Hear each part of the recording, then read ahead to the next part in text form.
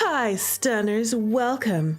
Today's mission is to continue playing Changeling, and today's boyfriend, right down there, is Marc. Well, it turns out Marc is a vampire. And he's also the talk of the town. Apparently he has enemies and admirers. Do I trust them? Heck no. Definitely not. Also, Marc is a jerk. All right, he's rude, but he's cute, and I love him. Just wait, Marc. By the end of this, you're going to be desperately in love with me. Why? Because I'm the MC, and this is an otome game. Hello, Jambi. Welcome, you stunner. Jambi's ready, Milky's ready. We're all ready. Let us continue our story and see what's going on with all of this vampire drama, and who is Adrien, and why is he all up in our business? That's what I want to know. I'm going to get off of my high horse, and now I'm going to yell at Eshberry. How dare you, Esh? How dare you? Esh just said I'm here to protect Nora from the slander when you make her act dumb. Listen, okay, Esh? It's not my fault, okay? It's not my fault, even though I'm the one making her... I'm behind all of her decisions, true. That is true. But listen, okay? I didn't tell Nora to tell everything, okay? I did not tell Nora to tell all in the last one. It's literally my fault. It's not my fault, okay? No. Listen, nothing's ever my fault.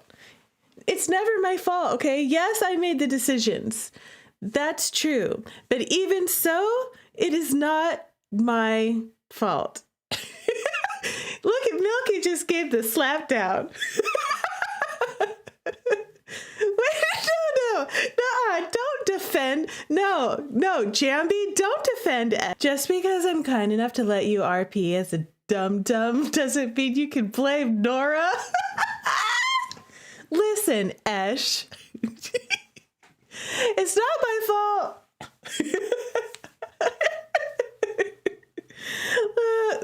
Listen, though, sometimes I'm like, is this a dumb decision or not? And then MC just takes it to the next level. Like, nobody told you to go and do that. No one told you to walk by a fence, look at the hole in the fence, hear something growling on the other side, and stick your head into the hole in the fence. That's the kind of thing Nora would do. Okay, y'all, listen. Y'all are trifling. All of y'all. Trifling! It's not my fault, okay? It's not my fault. I was falling.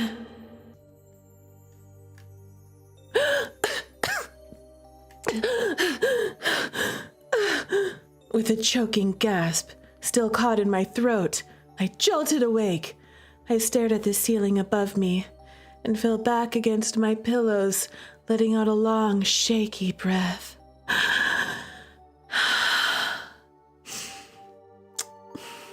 A dream. Thank goodness. That's the Bella Swan from Twilight.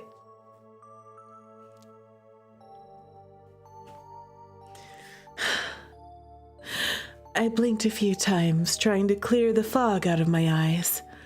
My heart felt like it was about ready to leap through my rib cage. I set a hand on my chest, willing it to calm down. The room was dead silent. Faint traces of light were peeping through the curtains. A glance at my clock told me it was about an hour before the alarm. I sat up, rubbing my face. Ugh. My dream was already fading, the details lost to the ether. But there had been music. In the dream, the melody had been familiar, but now that I was awake, I couldn't place the few refrains I remembered. Hey, we were reading about that the other night on this game.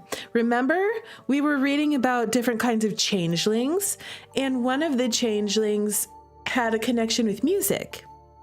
But then it was also saying that they were oftentimes disfigured, and MC was like, well, I'm not disfigured. Wait a second. But we are having a connection with music and remembering music in the dream. Interesting. My mind immediately went back to the thing I'd read about, Crimbills, the day before.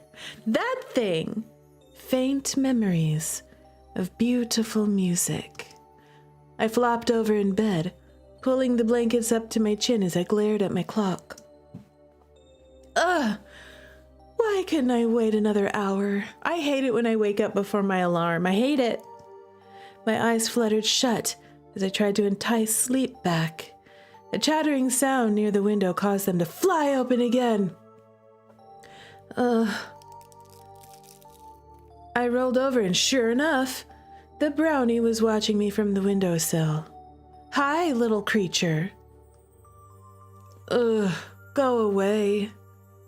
I picked up a pillow, ready to launch it that way. But remembering what happened to Spencer when he made it mad, I thought better of it. Yeah, don't make it mad. It's gonna ruin things. It's gonna hide your keys. It's gonna put your shoes in the refrigerator. Instead, I pulled the pillow over my own face, blocking out the growing light. That thing is kind of cute, though. It's kind of cute. I'm not gonna lie. Please leave. There was a soft thump, and the chattering retreated toward the door. I wasn't sure if it was angry chattering or just chattering. I yanked the pillow off my face and propped myself up on my elbows. And don't steal my brother's keys today either. He keeps blaming me for that, you know. It rolled its eyes my way before vanishing into the hall.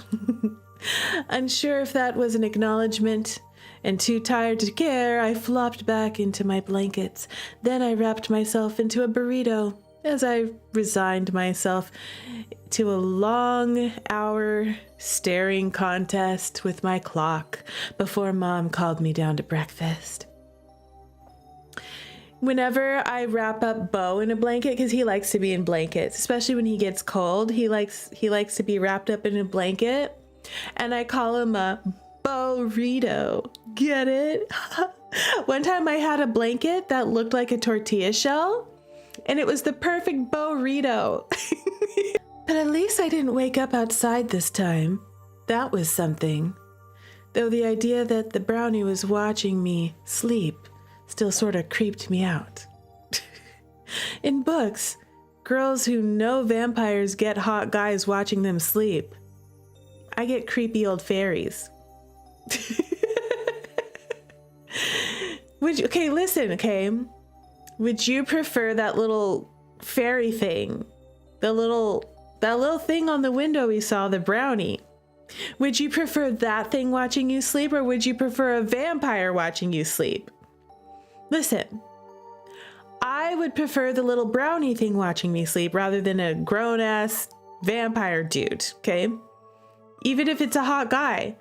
It's a little weird if there's a person basically hanging out there staring you down versus if it's like an animal or something. Look, my dogs, they stare me down all day, every day. They're probably staring me down right now. Are you? Or are you taking a nap? They're taking a nap. But listen, okay? Something that's more animal-like staring you down is, you know, as long as they're not going to bite you or eat you. Also, a vampire might eat you. I'm just saying. Then again, the thought of waking up to Marc perched on my windowsill is equally unnerving. Even more so. See, that part, that's worse. Imagine if Marc was on the window and you just see his face like looking in. Could you imagine that?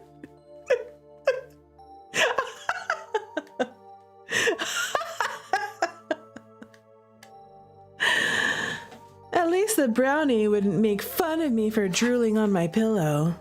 Real. That part. What is that? What is that?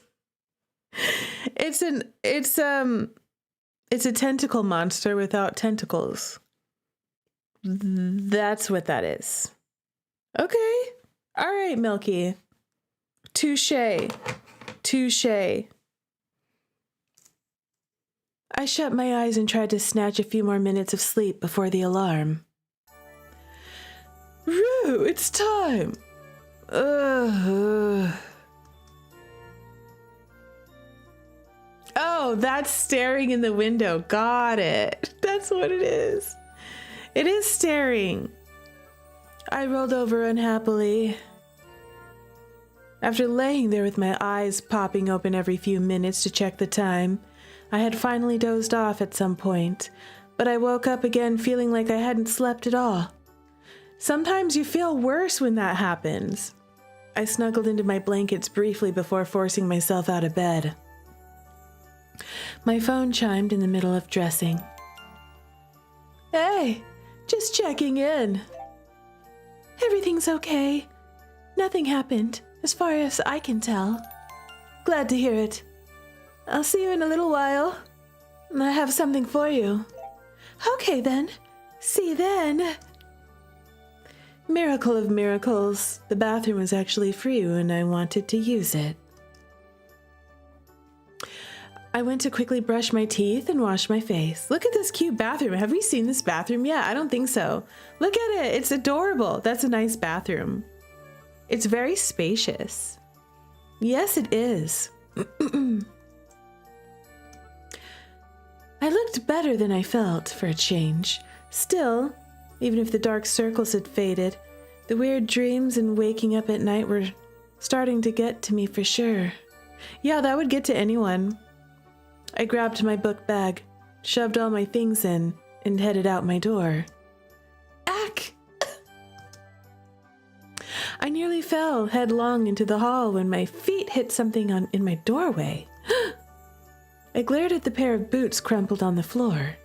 I'd forgotten that I put them there the previous night, hoping my sleepwalking self wouldn't be smart enough to step over them. Looks like my waking self isn't smart enough to step over them either. What are you doing? Nothing. Trying to trip over a pair of shoes I left out. I quickly kicked them out of the way and stepped into the hallway, pulling my door shut behind me. Spencer eyed me suspiciously. You left a pair of shoes in your door. Yeah, stupid me. Can you let me by? Have you seen the keys this morning? No, as usual. Ash, she set a trap for herself, then fell into it. Girl, she did. I set a trap for my own self, and I forgot. Why? Girl. That little rat. Was it still homicide if the victim was a fairy? Good question.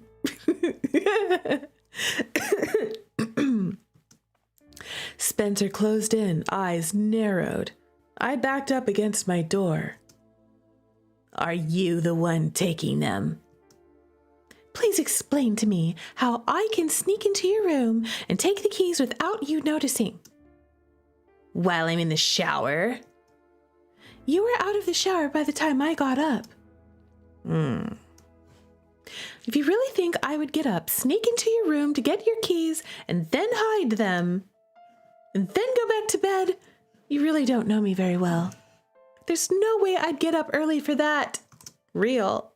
Well, you're not wrong about me not knowing you well. That's kind of sad. They're twins. They live in the same home. You know, they're family, and they barely know each other. So sad. What does that even mean? He's suspicious. I bet he's suspicious of us, you know? He's trying to figure us out. Or maybe he already has. Well, as enlightening as that answer was, can I go now? Spencer moved out of the way, still eyeing me suspiciously. He didn't say anything else as I started downstairs. That stupid brownie. I really need to figure out how to make it stop harassing him. Mom was nowhere to be found, so I quickly poured myself some coffee and leaned against the counter as Spencer came down in search of the keys. Those troublesome keys. I didn't see the brownie anywhere either, so I assumed it was mid-key hiding caper, or had scurried off to wherever it went when it didn't want to be seen. It's hiding. Spencer vanished into the foyer while I finished draining the coffee. I rinsed my cup and grabbed a bite of egg toast so Mom wouldn't complain, and headed outside to wait for Allie. She pulled up only a few minutes after I left the house. You know, Allie's a good name for her because she's our best ally. You know? Clever! It's clever. I was feeling a little weird about the whole Spencer thing as I got into her car. She was still being paranoid. He was still being a paranoid jerk. But something seemed a little different about him. Suspicious. I wasn't sure what it was. Maybe he was more guarded. Less overtly angry. How was last night? No frolicking in the woods while asleep, if that's what you mean. Well, glad to hear that. At the very least. You look kind of tired, though. Yeah, I woke up early. Weird dream. Ever had that feeling of falling that wakes you up suddenly? Oh, yeah. Yep. Definitely, I've had that before. That, an hour before the alarm.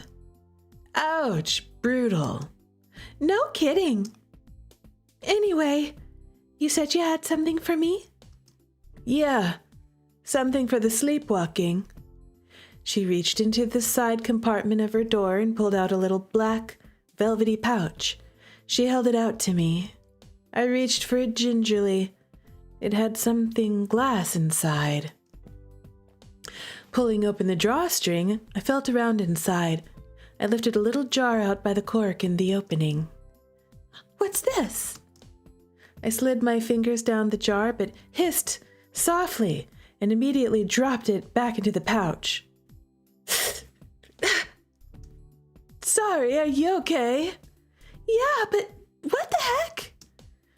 I looked down at my fingers, curiously, trying to rub the sensation away.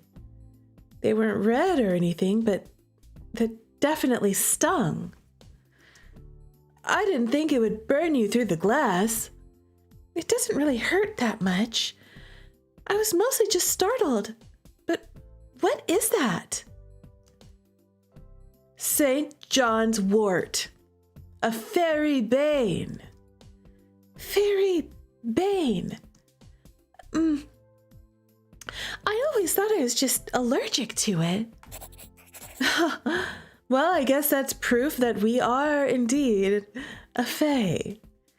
I had read a bit about that. Certain plants or substances that typically weren't well liked or tolerated by fairies. Some were specific to certain subspecies, but others were sort of universally hated. I frowned slightly. To be honest, I hadn't expected something like that to work on me. Or rather, I hadn't really even considered the possibility of something like that working on me. Rue, says Esh, did you ever discover, then, when that pen noise happens, it means something unlocked in Nora's journal? You know what? I did not know what that meant. I heard it. I've heard it a few times. And I was like, I wonder what that means. And I never figured it out. The only way I would ever know that is because you told me just now. Let's look. Let's look in the journal. I unlocked stuff. Look at this. I wonder how much stuff I have in here. Oh, wait. Oh, it's like a progress thing. Ooh. Okay, let's read this. Marc Lowe. The quintessential stuck-up, gorgeous vampire. A natural born, of course. From a wealthy family, of course. He's everything one would expect a vampire to be. Really stuck-up, arrogant, and really bad at Shakespeare. Okay, the last one isn't really expected, but it's true and I find it amusing, so there it is. Oh, that's cute. I like this. Vampires have this sort of innate ability to charm and manipulate people. It seems to be tied to their natural telepathic abilities. It's a much stronger ability for natural vampires, so I guess that's why Marc has so many people at the school falling over themselves to be around him. Despite how much he basically ignores the attention, everyone has apparently figured out it's pointless to try to talk to him, so they just admire him from afar. Ash says I was wondering that when watching the VOD yesterday. You're like, what's wrong with Rue? Why can't she figure it out? Wow, this is cool. What is this? It's like, what? Oh, is this the language that MC talked about she invented with her brother? Invented? Wow. I don't understand any of that. Wow, this is cool, actually. So then when I unlock new things, I bet this turns into regular English that I could read. Look at all this. It's the Fae language until you unlock those entries. That's so clever. I love that. That's so cool. I love this. This is awesome. Y'all, what a nice touch. I love that. That's clever. You don't remember? Yeah, it's really cool. You gotta replay it. Yes, you do. You need to replay this game. So, why are you giving me plants that hate me? Just out of curiosity? Well, I was thinking about your sleepwalking issue, and I couldn't really come up with a good, but unobtrusive way to keep you in your room at night. But I have a friend who's a little better at potions than me. She suggested the fairy banes. That's actually pretty smart. I like that. You have a good friend who's really looking out for us, you know? She's really trying to help us figure this whole thing out and be safe at night. You're such a good friend, Allie. We love you, Allie. Allie, you're the best. You really are. I love Allie. She's one of my favorite characters in this game. Real. She's so great. She's reliable. She's sassy. She's foxy. She's funny. She's really sweet and kind. She's talented. She's powerful. She has everything going for her. I really, really like her a lot. St. John's wort is used to create low-level barriers to keep Fae out. So we figured if you sprinkle some of that in your doorway at night, it might help keep you in. Okay. It'll either keep you from leaving, or the moment you try to cross it, the stinging sensation will hopefully wake you up. That's so clever. Well, that last part sounds pleasant. Allie is smart, y'all. It was all of the two of us could come up with on short notice. Stinging sensation is better than waking up in the middle of nowhere at night, so I'm not gonna complain. At least no more than usual. Are you calling me a complainer? Hello, artisan. Yes, let's take ibuprofen together. A little bit, yeah. You're mean. It's just honest. So what's the other jar? I peeked into the black pouch and poked at the second jar with my fingertip. That one didn't burn me. Well, eventually you are going to have to get out of your room, so you need a way to dispel the barrier. That's true. I can't imagine trying to explain to Mom that I can't go to school due to the fairy bane in my doorway. Yeah, I can't see that going over well. So anyway, the second jar contains crushed up bluebells and thyme. You can use it to dispel the St. John's wort. I labeled the jars on the bottom to help you keep them straight. And the fact that one burns me and one doesn't is also a good distinguishing feature. It does help. Yep.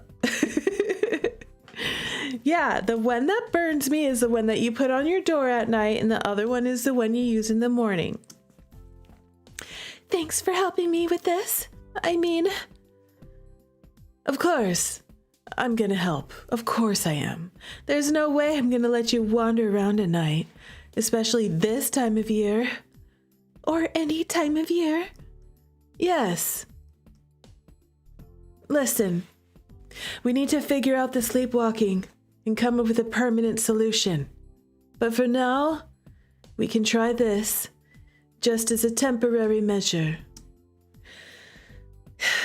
In the meantime, you may want to focus your efforts a bit more on figuring out what the sleepwalking thing is about.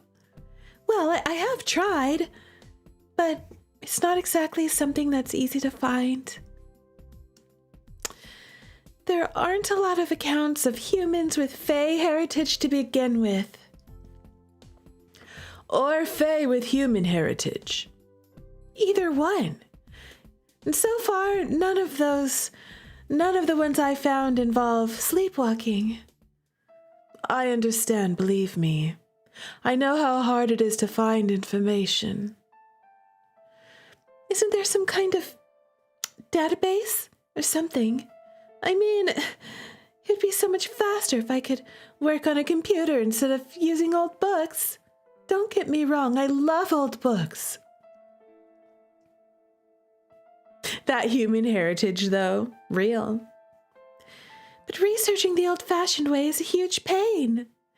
Yeah, this is before, I guess everyone nowadays is researching with AI. Nowadays you could be like, hey, Google AI, here are my symptoms.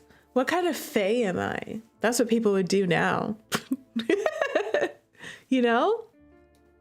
But I think they did have Google. We were Googling stuff by then, you know? Pretty sure. I'm reaching back into my memory. Fairy data centers. That part. But researching the old-fashioned way is a huge pain. There actually is a database, but it's not available to the public. What? Why? MC just said, what? It's time to take a drink.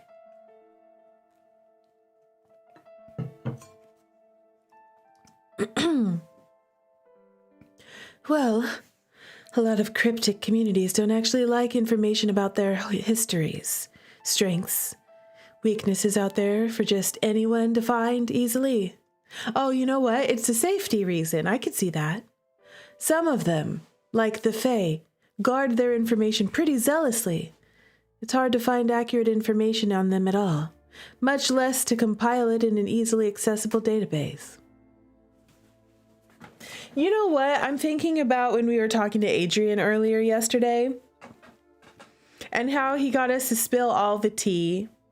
I think he was using his vampire abilities on us. Maybe poor MC was judged harshly. You know? I'm really surprised fairies understand the concept of a database well enough to complain about it. There are agreements in place preventing the public release of some of this information. So, we have access to whatever books the library has managed to compile over the years. Ah, what a pain. You can always talk to Velos about it. He's practically a walking database anyway. Yeah, he also told me I should ask for help, but I don't know. I don't mind telling you. He's there to help us, you know. Yeah, but I don't know him yet. Not as anything more than that grumpy man that lives in a magic library. Also, he's a hot librarian. Why don't you like him? He's not grumpy, and he doesn't live in the library. Exactly. He's just in there a lot. He's a hot wizard librarian. If you say so. Just consider it okay. He's the one who helped me when I first stepped into this world, you know. Velos is? He's the wizard that helped you when you got into trouble. That's right. He saved my life. Why so surprised? I scratched my cheek thoughtfully. To be honest, I guess I have a hard time seeing him as a wizard at all. He just seems so normal. I keep telling you that we're all just regular people. You are forever biased towards Velos. I feel that, Jambi. I feel that. I love him, and I'm sad he doesn't have a root. I know, but it's hard to think of everyone that way. I mean, he's a wizard. Shouldn't he have a pointy hat or something? Girl, why are you judging everybody like that? We're like, she's like, shouldn't all the vampires be friends? Girl, that's not how the world works. You know this. You know this, Nora Rue. Hey now, that's an offensive stereotype. But I think you'd look good in a pointy... I think you'd look good in a pointy hat. Actually, she would look good in a pointy hat. She would. You know what? So would Nora. Nora Rue would also look good in a pointy hat. About as good as you'd look in a little green dress and pom-poms on your shoes. That could be cute. Sure. Look, we'll wear anything once. I don't know. Green looks pretty good on me. Yeah, see? She's got red hair. She's got green eyes. Green would look good on her. Anyhow, how are things with Spencer? Why are you asking about Spencer again? Get the Spencer crush out of your head, girl. Stop. I don't know. I think he suspects a lot more than he lets on. Okay, well, just be careful and keep an eye on him. To be honest, I'd rather not bring him up to Velos just yet. Why not? Well, if Spencer's like you, or even if he just has some kind of sensitivity to the paranormal, I'd really prefer to introduce him to all this sort of delicately. Velos doesn't really do delicate. I mean, you're way more reasonable than Spencer, and think of how you handled it. True. I don't think I handled it that badly. You passed out. MC couldn't take it. Because I ran face first into a headless person. Anyone is going to pass out if they see that. Fair. Touché. I didn't. Well, you went and got yourself nearly killed beforehand and were saved by a wizard. You were, already mentally prepared for the weird. You just pulled me in a weird room, told me magic was real, and then boom, headless classmate. Totally not the same thing. You know what? Honestly, Rue is spitting out some truth right now. She has a point. You have a point, Noru. Well, there you go. Probably even more evidence we need to take it easy with Spencer. If we keep Ewan away from him... It's not just about Ewan, though. That's the point. I just think we need a really solid game plan. Springing it on him the way we did to you is not going to work out well for anyone. Well, I can't argue there. And if it turns out that Spencer's a normal human, I really just don't want Velos to do anything drastic. Drastic? Drastic? Like what? Altering his memory? Oh, good grief. That's a thing. Would he really do that? If he thought Spencer was a danger to the community, yeah, he would. Spencer probably understands better than anyone what happens when you try to tell people about things like this. Even so, I'd rather not go down that road unless we have to. Same. He's already got enough issues without some wizard scrambling his brains with magic. Real. Allie gave me a quick hug. Well, we'll work it out. I'd like to wait until after Samhain. I'm swamped with little odd jobs and errands for the agency. After the holiday, we can really sit down together and come up with a strategy, okay? Can you hold out until then? It's not that far away. I think it'll be okay. Good. On that note, I've got to run. Nora being like, please don't give my crazy brother magic brain damage. He already has brain damage. If his attitude is anything to indicate. Allie left me there to go inside. I stood in the parking lot for a few minutes enjoying the cool air. Honestly, if we could bring Spencer into all this, I felt like it would make things easier. If I knew the secret, I wouldn't have to deal with the stress of keeping it from him. Besides, if I could explain that I was looking for answers as to what happened, maybe he'd open up. And if he knew whatever I'd done was not intentional. But I shouldn't get too far ahead of myself. Whatever happened, I doubted it was going to be that easy. The building was quiet, as it usually was at this time. I went straight to my locker to drop some things off. In the morning like this, before people started arriving, the first floor started to feel a bit like the fourth. It was hard to describe why, but it just felt eerie. Exactly, Milky. Lil bro, twin bro, he already has enough brain damage. He doesn't need magic making it worse.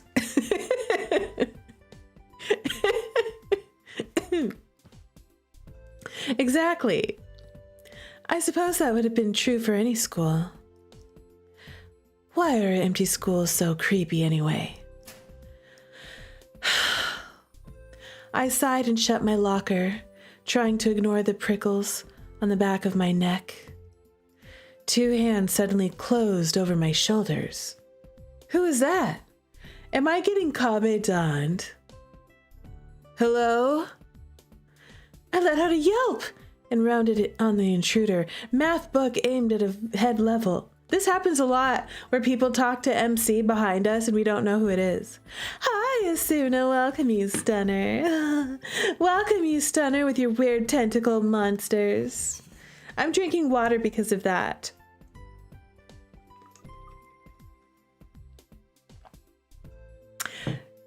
Yes. Now you say hello.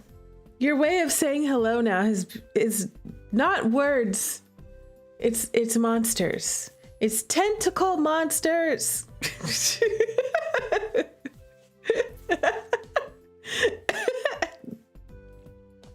Well, anyways, Stunner, welcome. I hope you're having a good night. Nora is a strong female lead. She can't get Kabe-donned. She can only get Kabe-donned.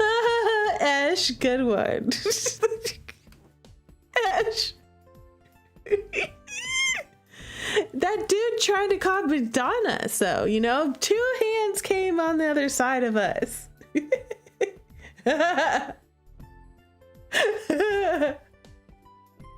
One time my husband tried to Kabe-donn me.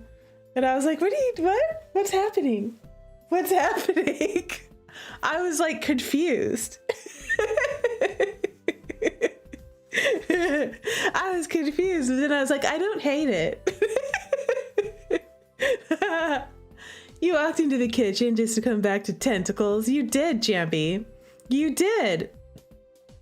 Asuna asserts that this is the right time. Yes. I let out a yelp and rounded on the intruder. Math book aimed at head level. I will attack you with my math. Try to Kabe-donn me. How dare you? Oh, I have to press the button. The book collided with Adrien's outstretched hand, mere inches from his face. Take that, Adrien! Bow! He deserved that. Listen, if I'm gonna get Kabe-donned by somebody, it better be Marc, not Adrien. He's the last person I want to Kabe-donn me. Real. Seriously, he's the last person I want to Kabe-donn me. Get out of my face. Oh my god! I'm so sorry. Girl, don't be sorry. He set himself up for that. He deserved that. He was staring at me a little wide-eyed. Like he always does. He's always staring at us like this. sips tea. Oh, God. Probably wasn't expecting me to try to brain him with a textbook just for daring to say hello. Girl, he didn't just say hello. That's not what he did. He came up to you and tried to cop it on you without you, like, while you weren't looking. You know, he came up and put his arms around you. We stood there staring at each other awkwardly for a beat before I lowered the book sheepishly down. Hi? Hi. You okay? I didn't mean to startle you. Sorry. I just didn't hear anyone walk up behind me, and then you tried to clap it on me, and so obviously I was gonna beat the mess out of you with a math book, which you would have deserved if I had been successful and decided to stand down. You know, if I decided I was gonna let you mess around.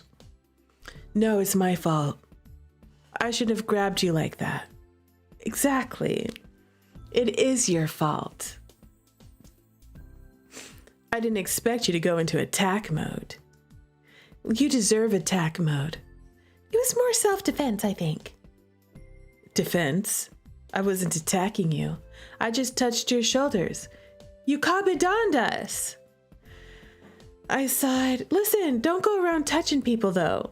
You know? You don't like people going up and touching you, especially when you don't see them. You don't go up behind people and grab their shoulders if they don't know you're there.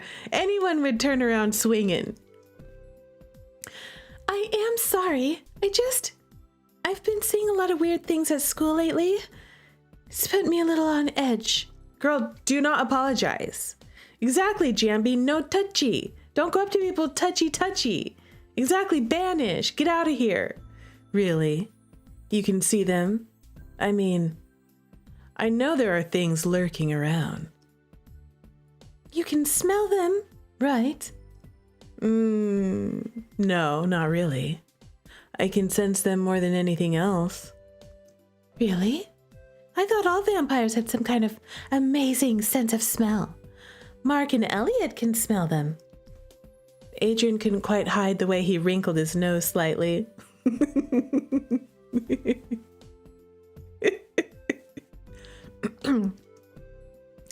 Not all vampires have ridiculous sense of smell. Just the kind that, you know. He made a motion with his fingers like he was drinking. The ones that get drunk? He rolled his eyes. You know what I'm talking about. Don't all vampires? You know. I mimicked the drinking motion he made. Whoa, you really don't know much about this world, do you? I haven't had time to read up on vampires. Busy researching other things. Oh, really? What are you so busy researching? I already told you what I'm researching. Fairies. Right. I remember. Looking for anything in particular or just reading about them in general? I didn't want to tell him.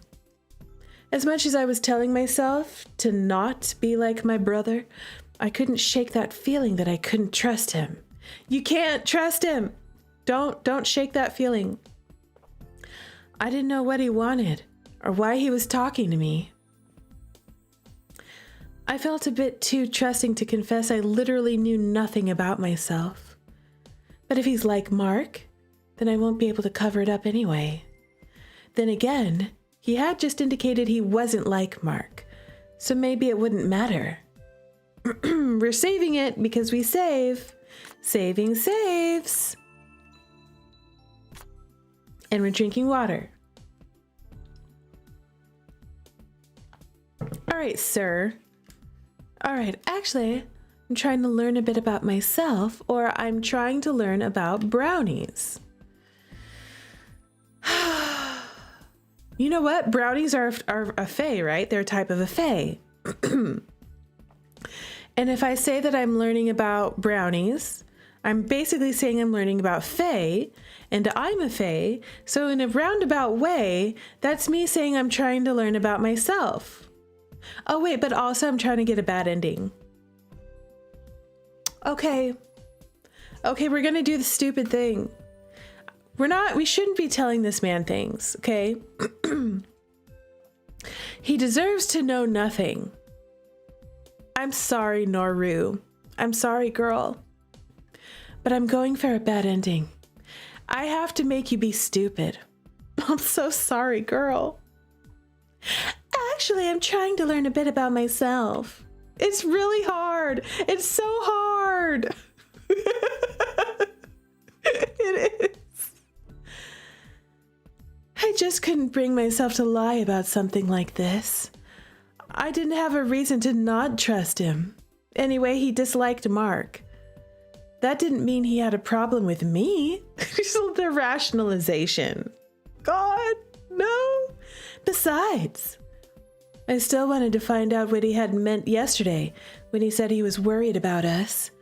If I could get him engaged in conversation, maybe he'd explain more about it. Okay, girl. All right, girl. I figured I should do some research about myself first. Like I said, I didn't know any of this until recently. Didn't Plato say, know thyself or whatever? Researching fairies is just researching my own origins. Your origins? That sounds pretty deep. Not really. I don't even know enough about fairies to identify what kind I might be. Much less what kind of traits may decide to wake up and start making my life annoying. Fairies have some weird tendencies, just so you know. Like wandering off without telling anyone? Yeah, like that. That's just really hard to believe. I can't imagine growing up Fae and not knowing about it. You think I'm lying?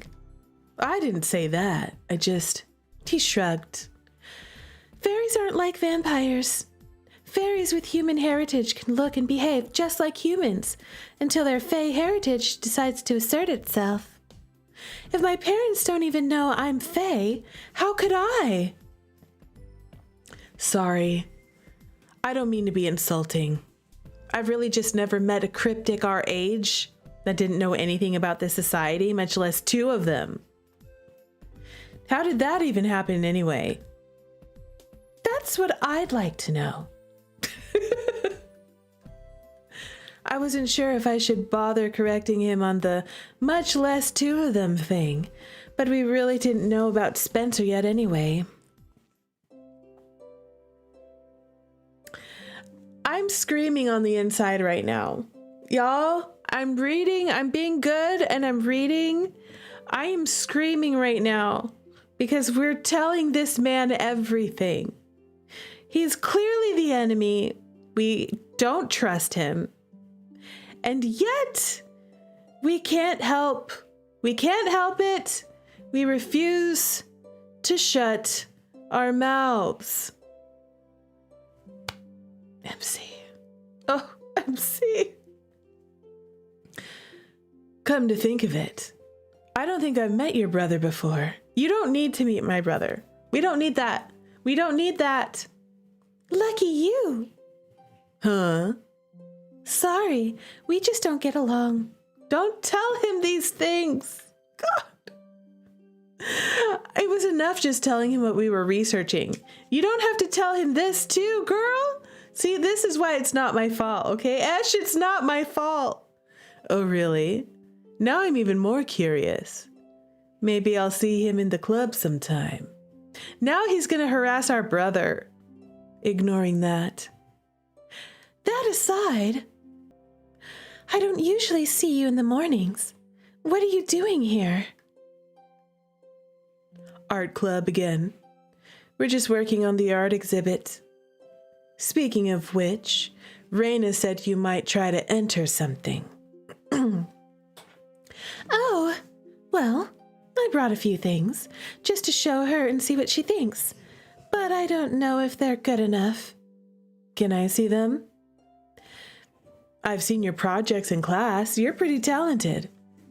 I flushed slightly. Stop, girl. No. Don't let him get under your skin.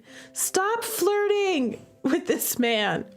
I don't know about that. Anyway, want to come with me? I was going to stop by the drama storage room for some supplies. And then go up. You can show me your stuff on the way. I can't. I really need to do some reading in the club today. Maybe later. Next, he's going to ask her ID and healthcare card. He's going to be like, so what's your bank account information? What's your credit card number? And the CVC code on the back? Okay. All right. And then Rue's going to be like, my credit card number is 111-111-1111. You're the one choosing not to flirt with Marc, so I'm afraid you get the rival. No, Ash, stop. I'm trying to get bad endings. Okay, after this, I have to go back. I can't do this. Is terrible. I want to flirt with Marc. Identity fraud is on the horizon. I don't like the rival. He creeps me out. I don't like him. I really need to do some reading in the club today. Maybe later. Okay. Don't forget, though. I won't. He started down toward the theater room. I watched him go, frowning slightly. Why? Is he suddenly so interested in me? Yeah, why indeed? Ugh. Vampires. Just what I needed. High school drama with the added bonus of potential blood-sucking and pseudo-cannibalism. I didn't know why Adrien had such a problem with Marc, but I was just going to have to tell him to leave me out of it. Then again, that was probably rude. Plus, there was the whole pseudo-cannibalism thing. I mean, he was a vampire. I didn't want to risk someone deciding to take a bite just because I'd made them angry. Maybe I should learn some supernatural self-defense. Though Marc said they don't like live food. But still, images of vampires going straight for the neck with their fangs came pretty easily in mind. Exactly. Whenever I think of vampires, I think of going straight for the throat. I definitely needed to keep reading up on fairies, but maybe it wouldn't hurt to grab at least one book on vampires to read during my spare time. You should. You're kind of surrounded by vampires right now. There's kind of a lot of them. You know, there's been a lot. You should read up on them. Even if I would never understand their oh-so-complex and mysterious vampire society, I could at least get some basic questions answered. I trudged upstairs, mind a million miles away. That was probably why I didn't realize I'd been followed until right as I stepped through the door and happened to see Spencer standing at the top of the stairs, watching. Wow, Spencer, could you be any creepier right now? Real. Spencer? What's he doing here? There was no reason for him to be at school this early. Shoot. He was definitely following me. I'd been right. He was more suspicious than ever. And now he was heading straight for the magic club room that I just walked into. Suspicious. I had no idea what he'd find if he tried to enter it too. So I panicked. Maybe it was the combination of lack of sleep and worry that my brother was spying on me, but my brain just stopped working. I sort of bolted to the library door and threw it open, intending to hide there in case the supposed protective spell in the room didn't work. Before I realized there was nothing but yawning darkness beyond the door, I was already stepping across the threshold. My foot came down on nothing and pitched forward into the darkness. I forgot to knock. My short-lived scream was immediately swallowed by the blistering cold and nothingness. Floundering, I turned to grab the doorknob, but there was no door. There was nothing but cold and silence. Help! Have to get out. There was nothing to grab a hold of. Nothing solid. I couldn't feel my arms, legs, hands. Am I going to die here? And then I was being yanked backwards. I fell back into the light and against something warm and firm. The darkness faded into the library, and the warm scent of dust and old books filled my head. Did I just get saved by a hottie? Someone was holding on to me as I stared into the black emptiness on the other side of the door, shivering, half from the cold and half from the realization I had probably nearly died. All from forgetting to knock on a stupid door.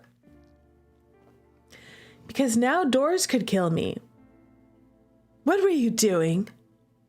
Marc, what were you doing? I looked up at him, my brain slowly catching up to everything that had just happened. He was glaring down at me, eyes almost glowing in the dim library. One arm was still tightly wrapped around my shoulders. He spun me around, shaking me slightly. What is wrong with you? How many times do I have to tell you to be careful? Whoa. Y'all, look at his eyes. They're glowing. Look at his teeth. They look fangy. He was gripping my shoulders hard enough that it hurt. I'd never seen him angry like that. But more than anything, I was shaken to my core by what had just happened. I'm so shaken to my core that I don't even notice that he looks fangy. He does. Do you know what would have happened to you if I hadn't been here? You can't just walk through that door. Oh my gosh, Rue 2026. I can cry. You would have failed the test tomorrow.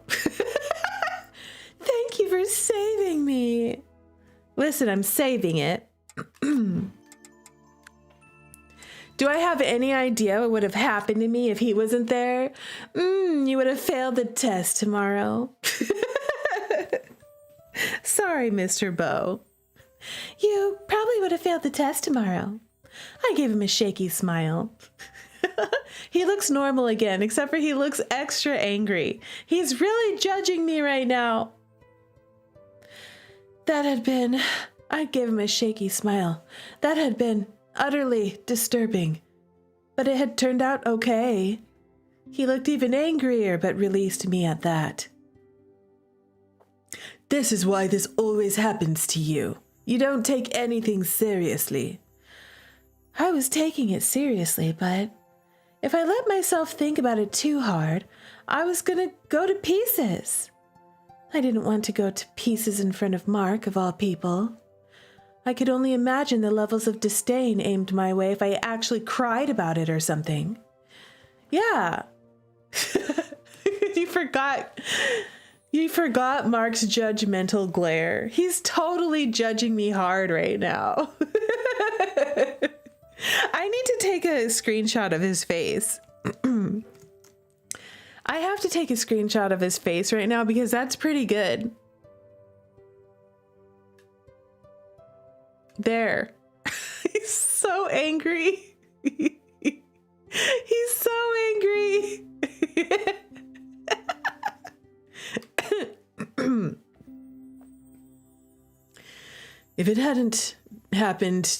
If I hadn't happened to be in the library, you could have been lost in there permanently. Do you understand that? Yeah. Well, I took a deep breath and I drank some water.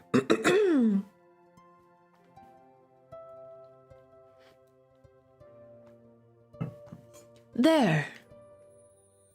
I did get the feeling it was pretty serious.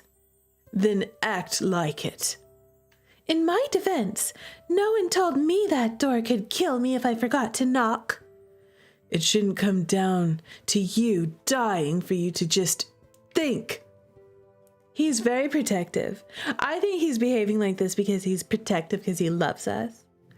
Well, excuse me for not seeing doorways as a possible vehicle for destruction. It's only been like a week since I learned doors can be portals, okay? What's the point of all your supposed research if you're not learning anything that can actually help you? I nearly jumped out of my skin at the sound, which was loud as heck in the otherwise silent library. Velos was standing a few feet from us, glaring. Oops! What on earth was that about? Well, the door. You do realize that if Marc hadn't heard you scream, you probably wouldn't have realized you were gone until it was... We probably wouldn't have realized you were gone until it was too late to find you. You heard me? He looked away. Every line of his body screamed that he was still angry. I didn't hear you exactly. Not with my ears. I felt it. Because you read minds, right? I do have that ability, like many vampires. Though in your case, I hear everything simply because you're constantly shouting it at me. Or screaming in panic. I was in a hurry, and I definitely did not think I might die if I forgot to knock. I mean, no offense, but that seems like a major safety hazard. Real, I agree with Noru. There's no magic on the planet that is idiot-proof, Miss Jitterrue. Not you, too. I'm not an idiot. If anyone had bothered to tell me how that thing works or the consequences of just running through it, I might have done it differently. Yeah, no one said anything. No one said anything about if you don't knock, you're gonna die. Is that not what Marc is doing right this minute? Well, it's a little late to tell me after I nearly get lost in a freaking black hole between the club and the library. Besides that, I'm not a babysitter. He's so extra mad. He's so angry. Guess what, Marc? No one asked you to be. Well, why are you being so hateful about this? I'm doing the top one. I have to sass him. Okay, listen. I don't know if it's going to go for a bad ending or not if I'm sassing him, but I can't not sass him. I can't not sass him. It's what I do. I sass. Okay? All right. Guess what, Marc? No one asked you. Newsflash, Marc.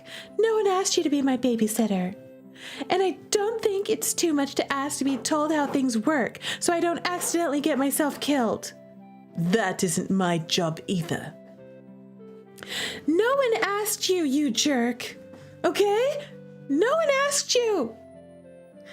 If it's such a huge inconvenience for you to bother, then just don't. His voice was so cold and his expression stony. He'd gone from being angry to nothing. Y'all were having our first lover's quarrel. That's what this is. Now that I was safe, he was just annoyed at the inconvenience of having to help me. I knew it was a pain. I knew I was a pain. I got into trouble and needed help because I didn't understand how things worked. Because I was having a hard time adjusting to the fact that suddenly even a freaking door could kill me. And if I didn't help you this time, what would have happened? How the hell should I know? It's not like anyone has taken the time to tell me these things. I don't need some hero to step in, protect me, and then be snide about it. Yeah, tell him, girl, real. Tell him. Tell him. I just need someone to explain things properly. And if you don't want to do it, then fine. I'm not here to beg you. I can find someone else. I'd rather find someone else so I don't have to listen to your complaining anyway. I was shouting, but just, ugh. Miss Jitterrue, please. I took a deep breath and turned away, trying to compose myself. Marc didn't respond. He turned on his heel and left through the door without knocking, since one apparently didn't have to do it from this side. He's only angry because that could have ended quite badly. I'm sure he feels some level of responsibility for you. We all do. I'm only glad he was here to help this time. I guess he's a bit sick of helping every time.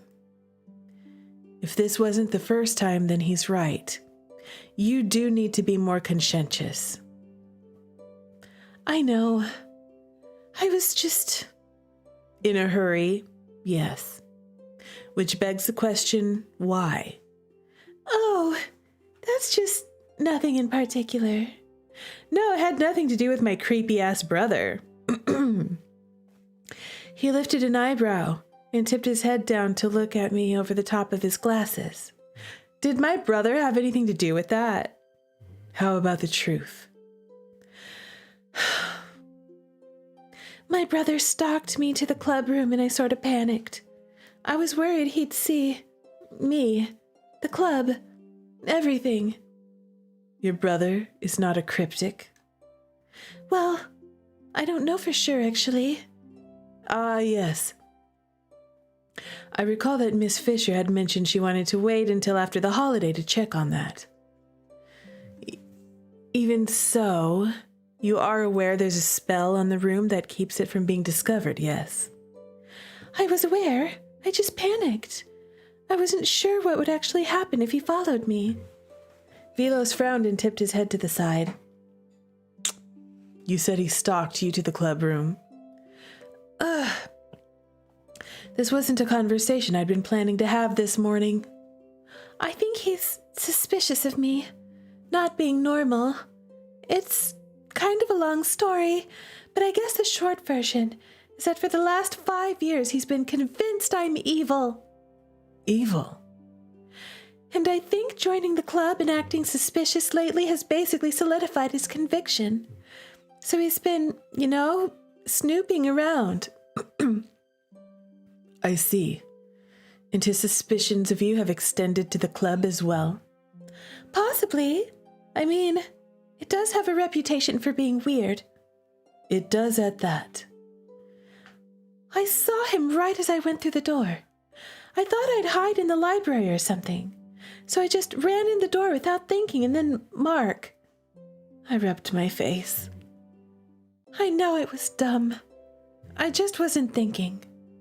Perhaps I should hang a sign. Might be useful for new members. You would be the first to need it. Poor Noru. Thanks. If you please. He motioned me aside and I hesitantly moved. Velos pulled the door open and stepped into the club room. I followed meekly, peeking over his shoulder. The room was empty. No Spencer. No Marc. What exactly would happen if he walked into the club while I was in it? The door to the club is essentially a portal, like the one to the library. If it detects a non-cryptic, it sends him to the real classroom that exists in the same space as the room you see. And it adjusts the memory as necessary so the person detects nothing out of the ordinary. If it detects a cryptic, it sends them to this room. So, it would have sent him to the normal class, then altered his memory, so he thought he saw me in it. Or altered his memory so he didn't recall having seen you go in first. There are variations in how it works. For instance, if a non-cryptic enters at the same time as a cryptic, the spell sends them both into the real classroom.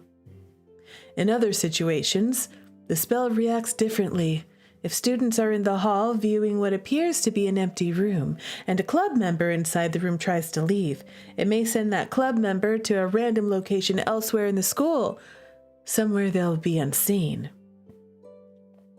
Poor Velo, says Eshberry.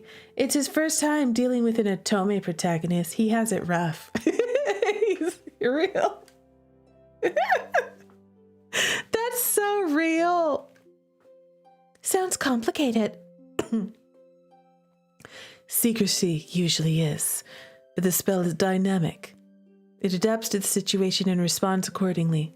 Milky says Velos is my favorite. I love him. He's perfect. I want to date him.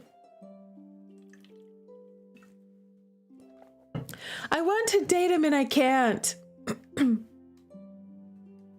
In your case, you were an awakening cryptic, so when you entered with Allie, you were sent to the club room along with her. Awakening cryptic?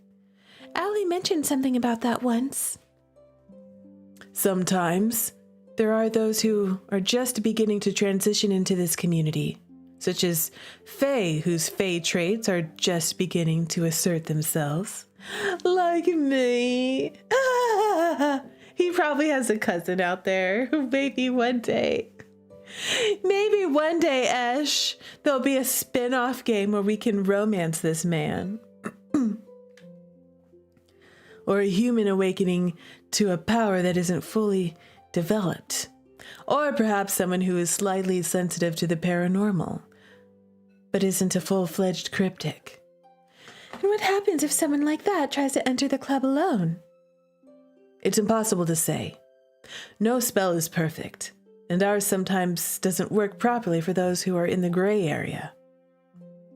Yeah, wait a second. Why are you two being so suspicious? A cousin who looks remarkably like him. Wait a second. Sometimes I think of redoing Changeling, but setting it in a uni. I would read that. I would like that. Like a university version of Changeling. I'm into that. And then you can make it kind of spicy. Yes. I'm trying to be like, okay, I'm suspicious. You're still wondering about that murder, though. That's right. There was a cousin. Uh-oh. Okay, we have to keep reading. What exactly does that look like? It can be unpredictable when dealing with awakening cryptics. Unpredictable? That's a pretty big hole in your little defense mechanism. I mean, you may as well just make an exhaust port that leads directly to the reactor core and call it a day. Girl. He's like, really? Really, Rue?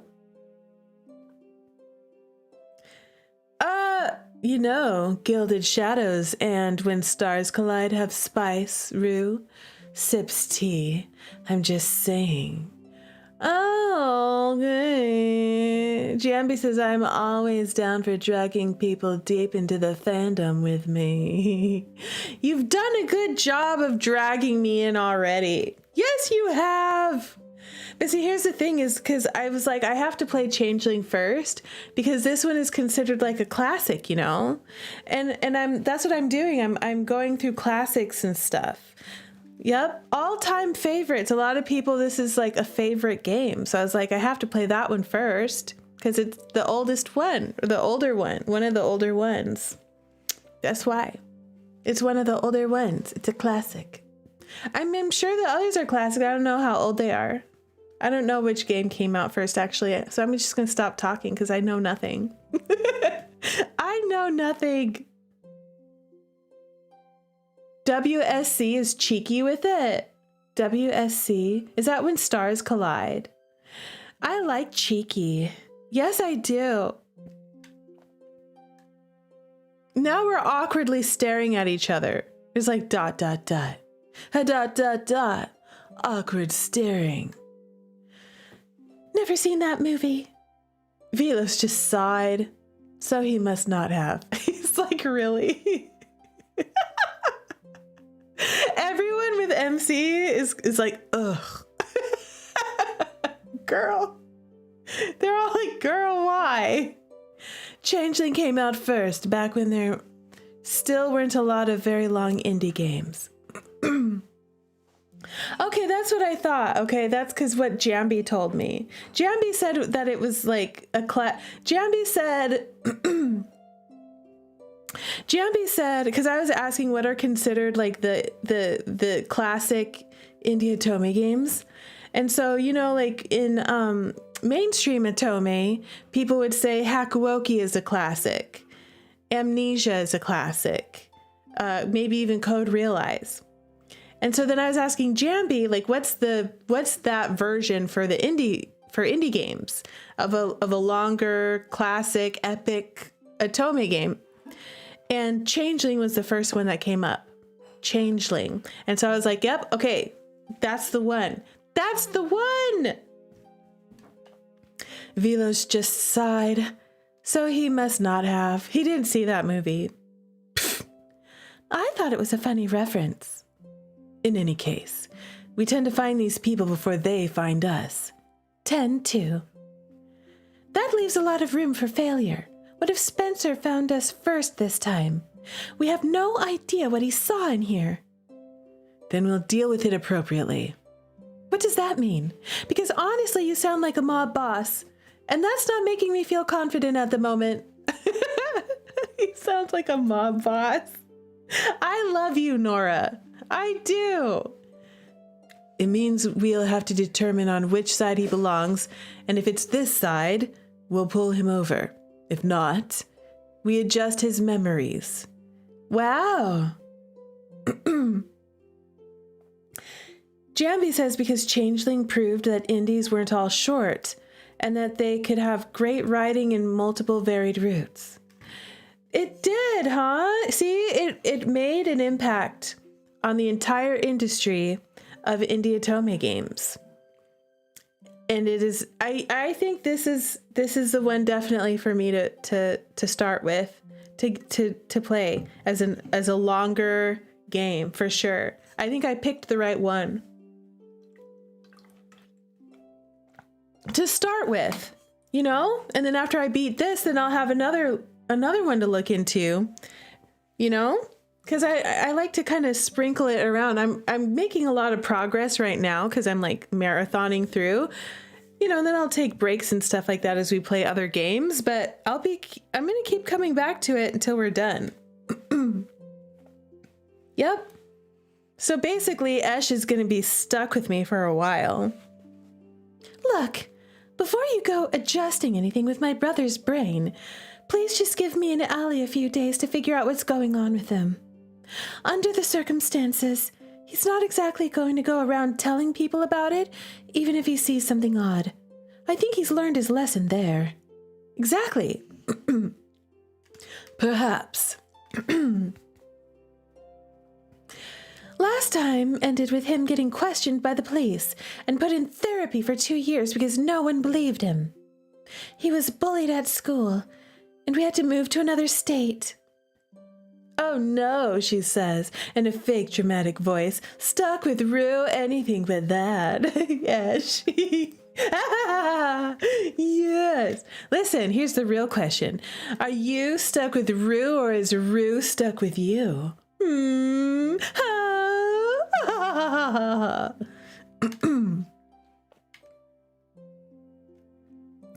He's not going to just go blabbing about anything he sees. Trust me. Velos mulled it over quietly for a moment. Very well. But just know this. People with 1 foot in this world and 1 foot in the real world are in a particularly dangerous place. It's better for him if we get this resolved quickly. Yep, we need to get him into the fold or out of the fold. Yes. Got it. Keep me apprised of the situation until the two of you see fit to talk to your brother. I will. Right. And Miss Jitterrue.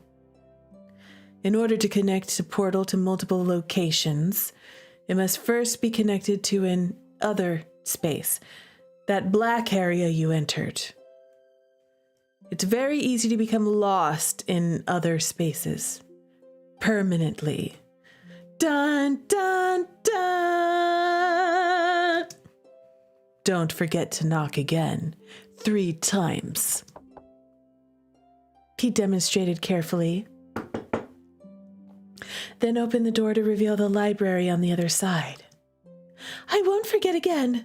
Good. He retreated to the library, and I let out a long, slow breath before I flopped on the sofa. I glanced at the clock and groaned. And now it was time to go down to class. Where's my book bag? I glanced at the door. Please don't tell me I dropped it in there. But no. Fortunately, I saw it in a heap on the floor, along with my scattered books. I must have dropped it on my way in. With a sigh, I went to retrieve everything. I scooped them up hurriedly and shoved them in my bag. Wait, something was missing. Did I forget my journal today? I dropped down to check under the sofa, but I didn't see it. I checked all around, but it was definitely not there. Or is it? Did that one end up falling over the threshold? Oh man, all my notes! I didn't really remember picking it up before I left the house, but I was usually kind of on autopilot in the mornings. I didn't specifically remember getting my other books either. Oh no. Does this have something to do with that little tricksy brownie Faye? Or is it my brother? Or did we do something and forget about it? We did wake up in the middle of the night. You know? Well, it was an hour before the alarm. As I shouldered my bag and started to class, I prayed I'd just left it at home. This studying in the morning thing wasn't working out for me. Maybe I should pick a better time. Oh, I know what happened. I know what happened, Esh. Okay, remember Adrien was being sus, and he was getting all touchy-touchy. He was like trying to cabe Don. That was a distraction. I think he stole it. He stole it out of my bag and then, and then tried to be all sneaky about it. That's what happened. That's what happened. Adrien has it. Oh my gosh, I bet I'm right. I stepped into the hall cautiously, looking around as I did so. Looking for me? Marc! Damn it, don't do that to me. And no, I was looking for my brother, not you. He isn't here. No one was in the club when I left the library, and there was no one nearby either. I looked around but couldn't find him. I see. Well, it's probably for the best. Who knows what he saw when he went into the club? If he's anything like you, I can only imagine that no matter what he saw, it'll end up being troublesome for everyone. Not for you, since you aren't my babysitter. You won't have to worry about it, will you? I brushed past him, heading for the stairs. He caught my arm as I passed. Don't grab my arm, how dare you? I tried to yank it away from him, but he held on tight. Let go! I apologize for yelling at you. Good. Now let me go. Rue. He sighed. Exasperated. What I said about being your babysitter, I apologize for that as well. Y'all, I like it when a man can apologize. A man apologizing. I like that. Yes, I do. I raised an eyebrow. I had the feeling he probably didn't apologize often. But that didn't mean I was just going to accept that. It isn't that I don't wish to help you, or that I find it inconvenient. I don't. It's just frustrating that it feels as if you aren't being careful. I'm trying. I'm just not used to everything being dangerous now. Do you expect that? Because you're trying, it exempts you from being told to try harder? I didn't say that. He released my arm, looking away. When I heard you scream, He stopped, his expression troubled. Is he trying to say he was worried about me? He cast a sidelong look my way. I was scared too. You're doing everything in your power to ensure I'm never able to take my eyes off you, aren't you? Oh, yes. Don't take your eyes off of me, Marc. When you say it that way, it sounds like some kind of nefarious plan. You're right. Perhaps I'm giving you too much credit. Hey! I understand if you're angry at me, but I did feel that I should take the time to... I held up a hand. Like this. I'm not angry. I mean, I was, but... I sighed. Sometimes, I felt I should work on my inability to stay angry at people. We can't be angry at him when he looks at us like that. He's making a sad puppy face right now. Look at him. I have to take a screenshot. Look at his cute, sad puppy face. Oh, he's so adorable. Water under the bridge. I'll try to be more careful. And you can try to be less cranky about everything. Then stop trying my patience at every available opportunity. He started to the stairs, and I tagged along after him. I maintain that I'm not doing it on purpose. Then perhaps you should try harder to not do it unintentionally either. We went downstairs silently. I was busy thinking about the clubroom spell. I had no idea what Marc was thinking about. For all I knew, he was just contentedly reading my mind. So I definitely wasn't going to give him the satisfaction of overhearing me think about him. The biggest question in my mind was what Spencer had seen in the club, and how it was going to come back to bite me in the backside. I had no doubt he'd either looked in or entered it trying to find me. If he wasn't a cryptic and he saw nothing, then that was fine. But what if he was? Worse yet, what if he was awakening? Who knows what he'd have seen in that case? For the second morning in a row, I hadn't done any research, and with Spencer snooping around as he was, the need for answers was all the more pressing. The day was just getting started, and I was already feeling tired. Tired but determined. I had to get better at this, at being a cryptic. And then class started. Everything that happened earlier faded behind the curtain of normalcy that came with class. The contrast was sometimes a bit jarring. I could fall in a black hole between rooms 1 minute, and the next minute I was sitting in literature reading Shakespeare. At least it was a nice distraction. Or it would have been if my reading partner had been at all fun to read with. I just really hoped that after this we moved to a play Marc liked better, because he really, really hated A Midsummer Night's Dream. Oh, wall, full often hast thou heard my moans, for parting my fair Pyramus and me. My cherry lips have often kissed thy stones with lime and hair knit up in thee. Don't worry, Nora, says Eshberry. I'm sure nothing else dramatic will happen due to Spencer stalking you. That was surely the last dramatic thing. Esh, why are you teasing Nora like that? Why are you doing this to Nora? Noru doesn't deserve that, okay?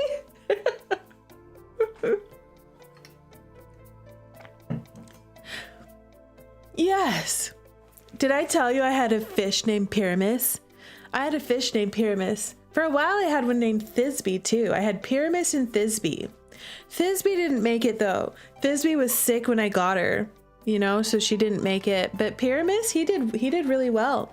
He lived for a really long time. They are both beta fish. Who refers to their own lips as cherry lips? It's Shakespeare, okay? It's fine. Ugh. Just stop complaining and read. We're almost finished. Thisbe not making it is just canon anyway. That's true. That's true. No. Poor Thisbe. Marc sighed.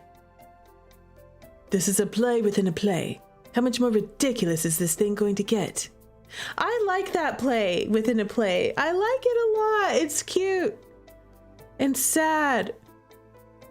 You know, it's because you have that attitude that you're doing so poorly in literature. I'm not doing so poorly.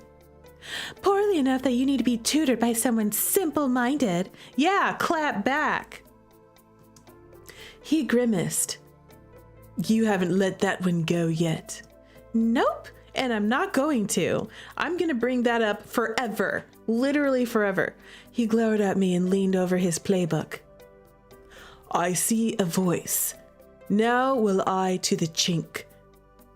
How did he see her voice? Marc. Now will I to the chink to spy, and I can hear my Thisbe's face. Thisbe! He can see her voice and hear her face. Is he inebriated, perhaps? I love this. This is so good. I glared at him. My love, thou art my love, I think. She sounds awfully uncertain for someone who speaks to him like this every day. You're doing this on purpose, aren't you? He smirked. It's that face that I put for today's boyfriend. I love that face. That's the face where we're getting in trouble together. I love that. Perhaps.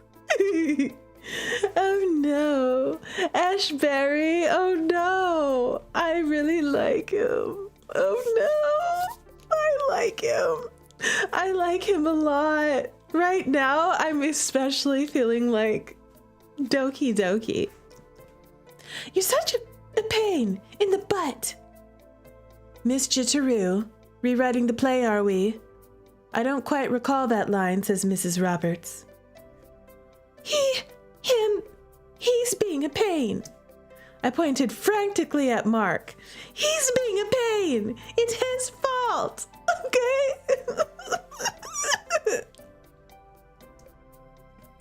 He had the most insufferably smug look on his face as Mrs. Roberts shook her finger at me and started away. Keep it up, you two, and I will gladly make you read it in front of the entire class. Do I punch Marc on the arm? Do I tell him off, mostly quietly, or diligently start reading again? I have to save it. I'm punching him in the arm because that's what I have to do. Okay?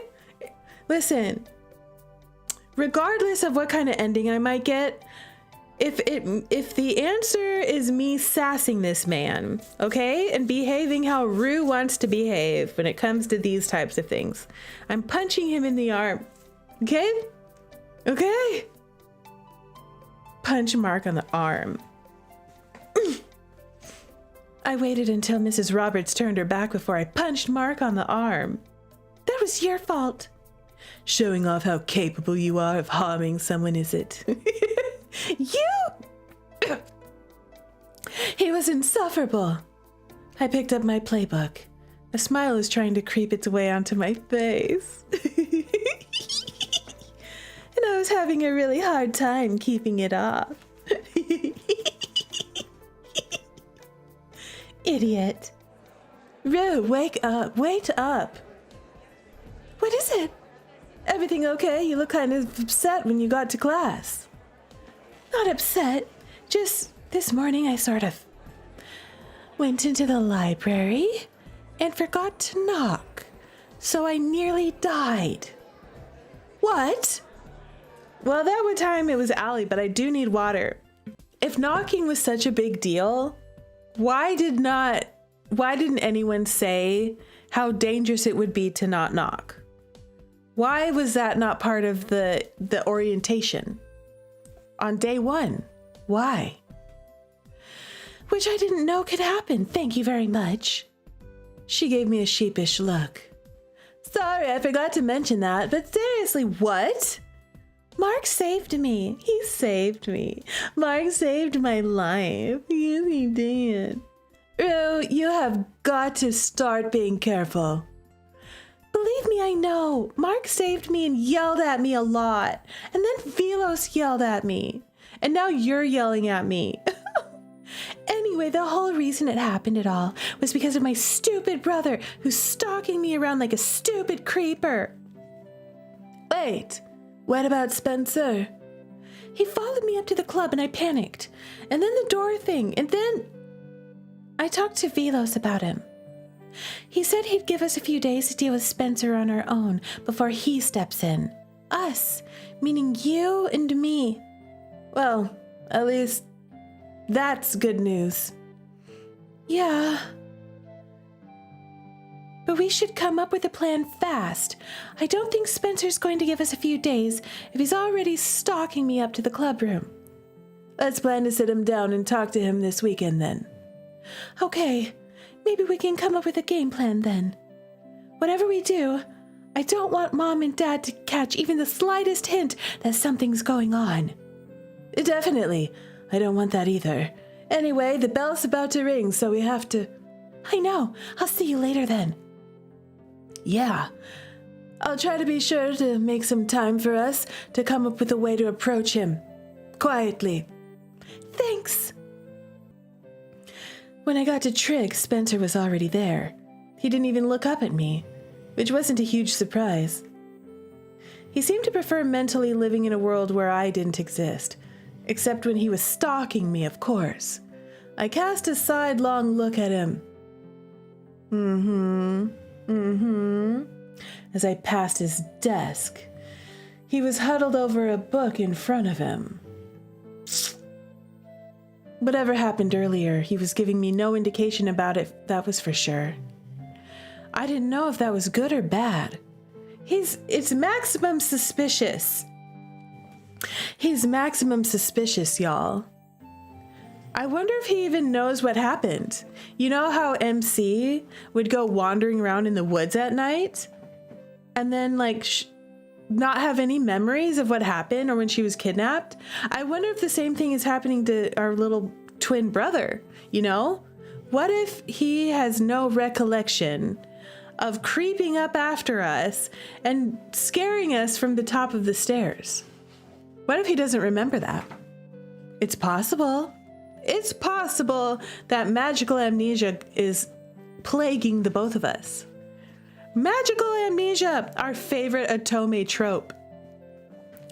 By the time the study hall rolled around, I was really anticipating the final bell so I could find Allie and talk to her. Even if she had work, I was hoping she could at least spare a few minutes to talk about Spencer. Yep, let's talk about Spencer. I made it to the cafeteria early and plopped down, sprawling halfway on the table. It would be nice to skip this and just go straight to the club. I'd missed 2 mornings of research. I really needed to catch up. Rue? An unfamiliar torso came into my field of vision. I straightened and peered up at Adrien. Not Adrien. Not Adrien again. An unfamiliar torso came into my field of vision. I straightened and peered up at Adrien. Adrien. Oh. Did you need something? I'm not bothering you, am I? You seemed a little distracted. I noticed you stayed out of arm's reach this time. I learned my lessons quickly. Anyway, can I talk to you for a moment? About that art exhibit and the pieces you were thinking of submitting? You never showed me this morning. Oh yeah. Unless you have something to study right now. I glanced around wondering where his usual group was. They weren't around. Suspicious. I just really didn't have the energy to get involved in vampire drama, especially with everything else going on. I had way more important things to worry about. I didn't know how to politely turn him down, though, especially since he was on the exhibit committee and had a legitimate reason for asking. Well, if you want, I can show you now. He pulled up a chair and shot me a smile. Don't get your hopes up. Yeah, tell him. I just brought a few small things. Nothing that wouldn't easily fit in my backpack. I pulled my bag onto the table and pulled out a thin portfolio where I put some polished drawings and a couple of small canvas boards. I slid it across the table to him. Exactly, artisan extra turkey with the lurkey. He opened it, looking down curiously at the first painting. What are you doing? Adrien snapped the book shut and looked up at Marc, who was standing a few feet away with a frown on his face. We got caught! It's like I feel like we're cheating. We got caught.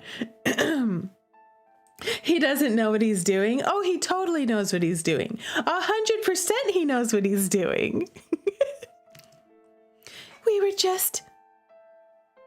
Are you going to help me study for the exam? Oh, that's right. I forgot you had to help Marc with his sagging grades. Ouch. That's right. She does. We hadn't really made plans to do that this period. Not that I minded helping, but I wasn't thrilled with how he'd worded that. It's all right. I can finish looking at your work later. He pushed the book back toward me and stood. See you around, Rue. I raised an eyebrow as he left. Why did it feel more and more like I was getting drawn into an issue between them? Marc sat down, frowning at me. I wasn't aware you had become friends with him. Oh, we're not friends. More like, friendly acquaintances. Well, we do have art together. And I've been asked to submit something for the art exhibit, and since he's helping with it... I shrugged. There was more to it, but Marc had made it pretty clear he didn't want me prying into their issues, so I felt it might be wiser to play dumb regarding that. I have a question. How can you play dumb when the person you're talking to can read your mind?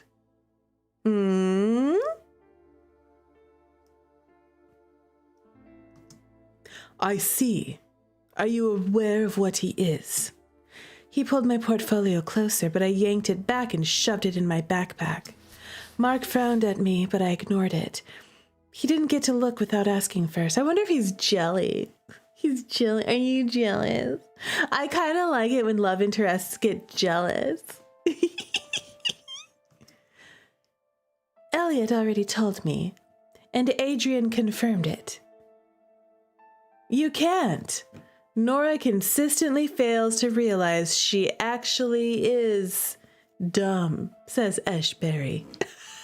That's what I thought. Poor Noru. You know what? Okay, listen. Noru is cute, okay? She's adorable. She's sassy and funny. She doesn't have to be the brightest color in the crayon box.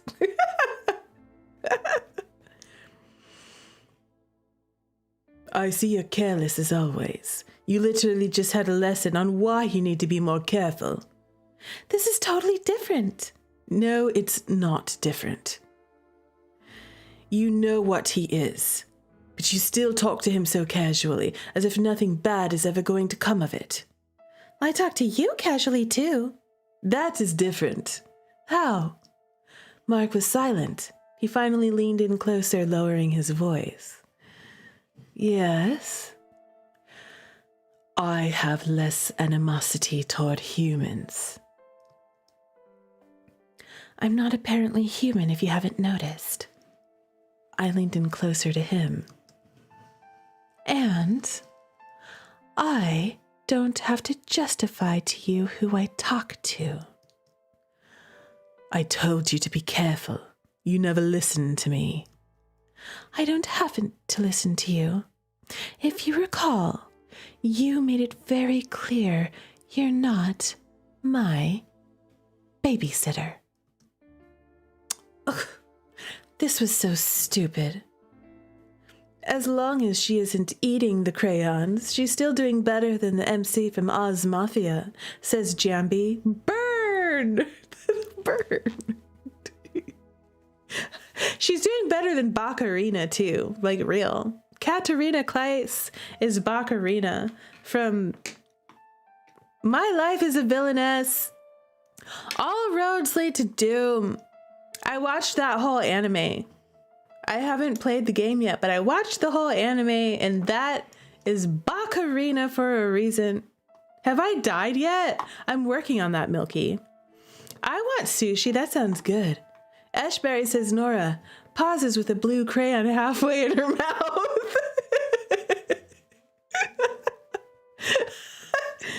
She's like,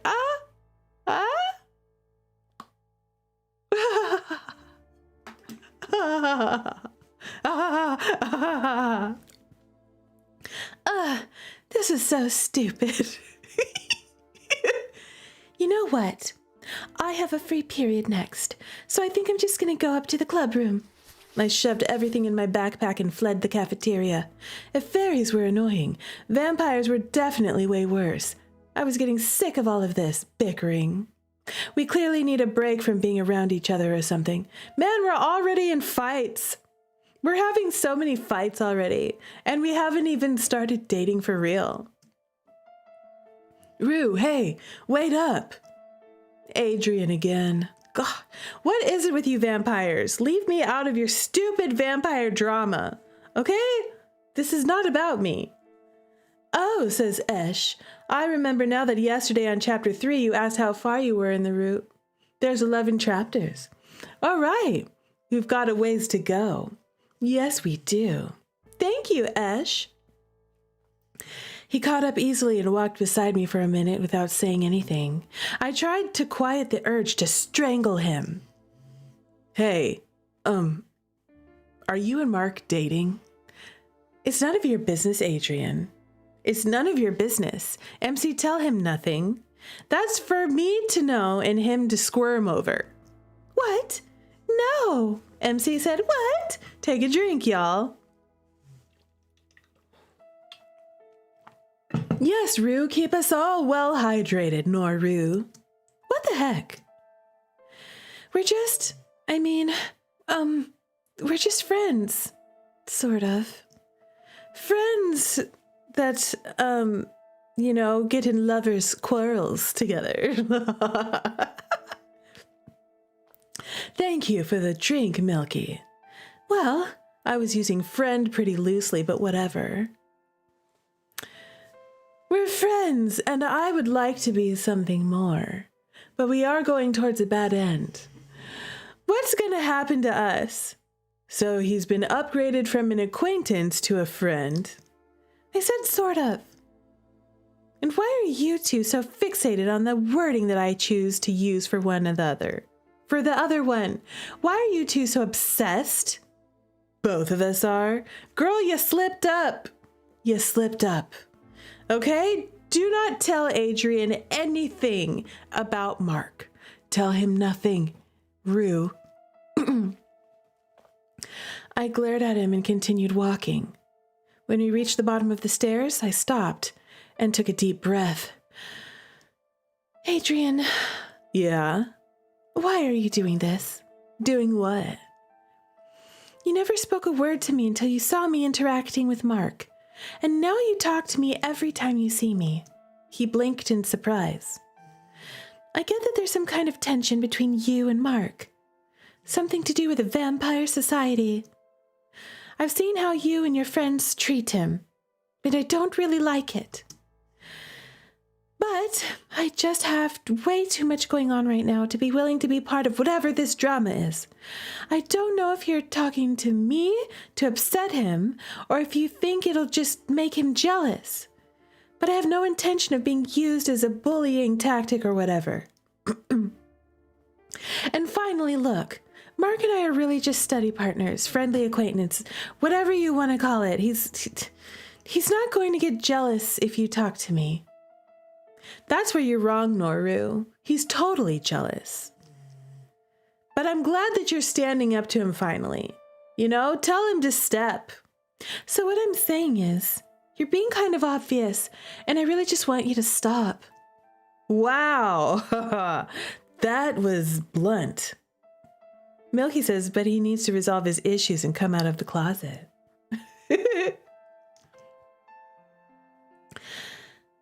I'm too annoyed to mince words. But that's what I like about you. Don't try to hide anything. You just put it all out there. Just accept the feelings, Milky says. Just accept it. I sighed. Yeah, why are you so obsessed with Marc? Urge to kill rising. Girl. Look at the side eye. Noru gives him good side eye. You and Marc are really just study partners. Yes. He's never tried to... Tried to what? No, nothing. Forget it. Marc really hasn't told you anything. I mean, about anything. First of all, anything about anything is infuriatingly vague. All this hinting at deep, dark, and angsty secrets is very vampire-like, but it's also super annoying, just so you know. Second of all, no, he hasn't. And honestly, I can't imagine what possible reason you guys have for such juvenile bullying. I mean, stealing his table at lunch. Really? And paying attention to me like it's gonna bother him. It's also pointless. Even if you have some kind of reasonable grudge against him, this kind of thing isn't going to accomplish anything. So you're saying that if I've got a grudge, I should just go all out? No, that's not what I'm saying. Do you lecture him this much too? I lecture everyone when they deserve it. Real, that part, Noru, yes! I see. Well, you're not really wrong about it being pointless. But you are wrong about him caring whether I talk to you. Excuse me? What does that mean? What do you mean by that? And how do you know? Can vampires read each other's minds? Sorry, but I don't think I am. It doesn't matter if I'm right or wrong. What do you mean by that? All right.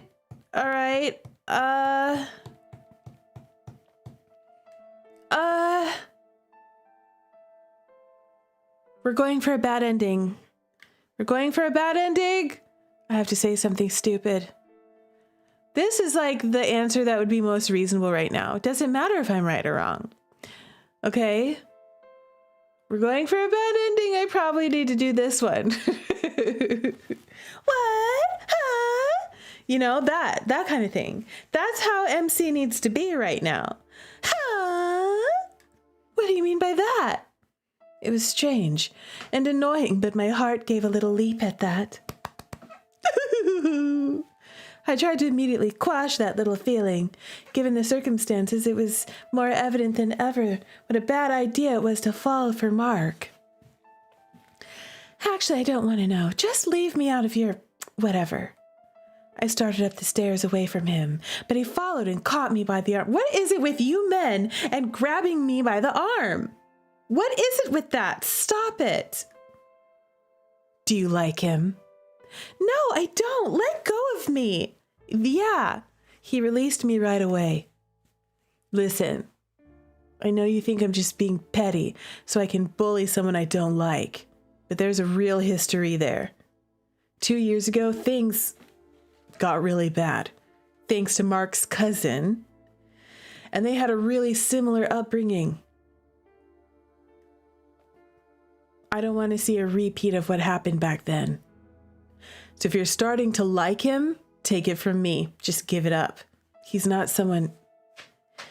You don't get to decide that. It's just none of your business. Exactly. Mind your business. It is my business when what he does affects me as well. This doesn't affect you. My relationship with Marc has nothing to do with you. So step and don't touch me. No touchy. That's enough. We both looked up with surprise when Marc broke into our conversation by grabbing my arm and yanking me away from Adrien. Stop grabbing me by the arm. Stop. I get it. You two are fighting over me. You're desperately in love with me. I mean, why wouldn't you be? Okay, I get it. But stop grabbing me and yanking me around. Okay? Just use your words. Use your words. Say like, excuse me or something. Don't grab me by the arm and yank me around. How dare you? Okay, listen, Marc, I really like you. I like you a lot, but stop yanking me around. I don't like that. What if I got held accountable for cousins? I would be in jail. Milky. You can't hold cousins against us. That's a good point. We both looked up with surprise when Marc broke into our conversation by grabbing my arm and yanking me away from Adrien. Stop grabbing my arm. What are you? Knock it off, Marc. You're the one who needs to stop. How many times does she have to say she has nothing to do with this? Marc, let go. I tried to pry his hand off my wrist to no avail. We're leaving. I said let go. He dragged me away from Adrien and, unable to pull my hand away, I was compelled to follow. He shot a death glare over his shoulder. Wow, they really don't like each other. Don't follow us. I don't care what problem you have with the rest of my family, but if you keep trying to provoke me, I won't let it slide. Marc didn't release my hand, not even when we reached the 4th floor. I told you not to talk to the others. I'm going to stop talking to you if you don't let go of my arm right now. I tried to pull away, but he just yanked me along with him. Damn it, Marc, let go. We reached the club in record time. Without a word, he pulled me through the door and... What the hell? Where? We weren't in the club room. Or at least, not the one I was used to seeing. In fact, I couldn't see much of anything. It was pitch black and musty.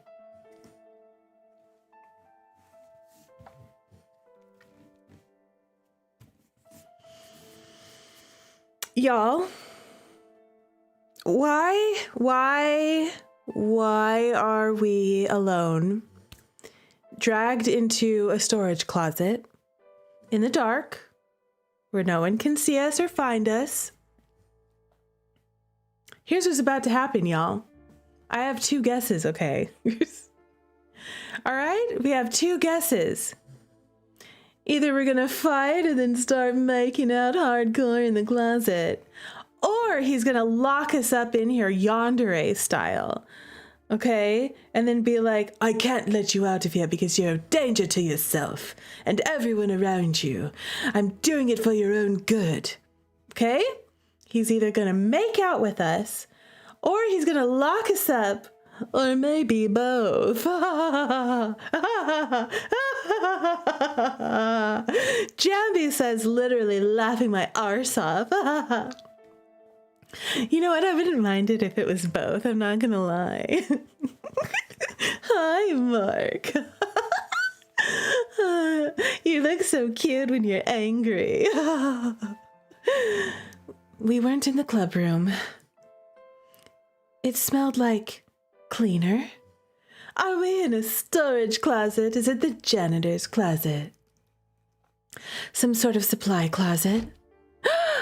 Copy done. Marc suddenly whirled on me, slamming his hand against the wall. Wow. I was right. Are we not about to make out or what? We're gonna fight and then we're gonna kiss. Look at his teeth. Look at his teeth. He kind of looks a little bit like Fangy. Ash says a yandere locking you in a supply closet instead of a dog cage is honestly the worst loser behavior. So you would rather be locked in a dog crate rather than a supply closet? You know? I'm just saying. You know? Listen, at least the supply closet has more space to move around. The dog crate's kind of cramped. Look at this. There's definitely a lot of sexual tension right now. We're gonna make out. Look at his little fangy teeth.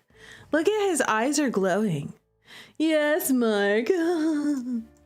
Marc suddenly whirled on me, slamming his hand against the wall. Come done.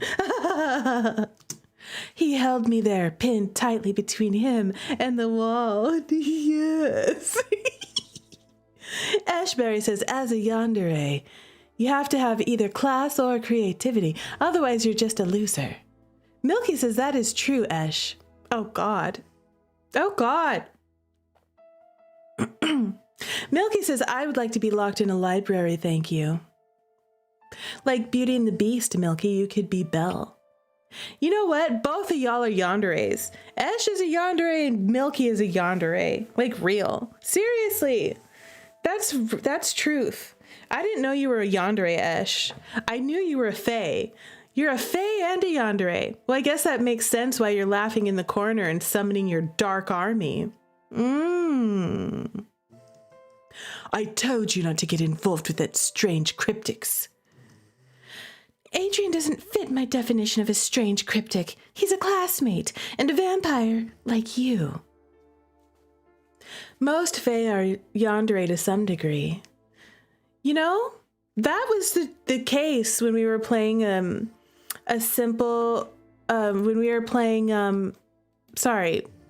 fairy's tale. That ended up being kind of true. That ended up being true. Milky says I keep my hubby locked in comfort. Keeping it classy. Exactly. He's comfortable, but the operative term here being locked. Exactly. He's a vampire, like you. He's not like me. What's going on between you? Who is Alex? It's none of your concern.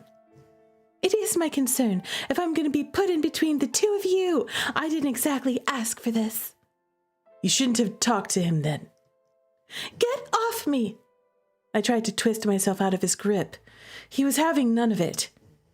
Do you know what happens to humans who get mixed up with vampires? I was startled as I looked up at him. For a second, just a split second, my heart fluttered at the sight of his face so close to mine. I sometimes forgot it because we spent so much time bickering, but he was sort of weirdly beautiful. Down, girl, this isn't the time for that. Handsome Marc, vampire guy. Beautiful or not, he had me pinned down in a freaking closet, and that wasn't okay. I tried to escape, but he pushed me up against the wall. Oh, stop. Do you? Let me go. You have no idea what you're getting mixed up in. Oh! I grabbed his collar with my free hand and yanked him closer, leveling a furious glare at him. I said let go, because I'm about 2 seconds from finding out firsthand if vampire males have the same vitals as human males, and the same something else as human males. Marc raised an eyebrow. I glared. We have to, hold on. Let me look at this CG. I just had to look at her little fist holding onto his collar. All angry. Look, he's blushing. He's blushing, y'all. Marc raised an eyebrow. I glared back unflinching. To my surprise, he finally released me. I doubt it was because he was worried, but at least I was free to leave. I rubbed my wrists. There was an angry red handprint on it from where he'd been holding me. How dare you hurt me? He's 100% blushing. Yes, he is. I shoved him away and turned to yank the door open. I didn't even know how we ended up in a closet, but that was the furthest thing from my mind at the moment. I just wanted to get away from him. So when I was confronted with the sight of a dark and empty classroom on the other side of the door, I let out a frustrated groan. Ugh. What is going on? I stalked across the classroom to the door. I twisted the handle repeatedly. It was definitely not opening. He locked me in here. Ugh! I slammed my fist against it angrily. Is there a problem? I turned on him angrily. Of course there was a problem. There was obviously a problem. I'm stuck in here with a hot vampire. That's the problem. Where are we? An empty classroom somewhere. Thank you, Sherlock. By the looks of it, we're somewhere on the 4th floor. Many of the classes here have locking spells on them to keep students out. You remember when the wizard librarian hottie guy was like, yeah, sometimes the place will spit you out and teleport you into another place in the school? That's what happened. So we're locked in a classroom on the 4th floor. That is the conclusion of what I just said, yes. How did we end up here? You took me to the club room. I can't think of a reason the door would send us somewhere else other than something was wrong with the spell. Oh, does that happen? Not that I'm aware of. Wait, no. Velo said something about this. That the spell breaks down and doesn't work properly if it encounters someone that is between. Realization hit me.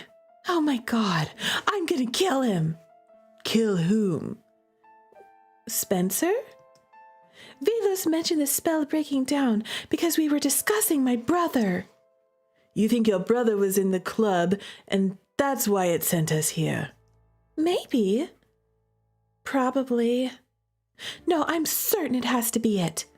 What else could cause it? I resisted the urge to just scream. Worst day ever. I yanked my phone out and sent a hurried text to Allie. She was in class, but I hoped she'd see it. During the passing period or something.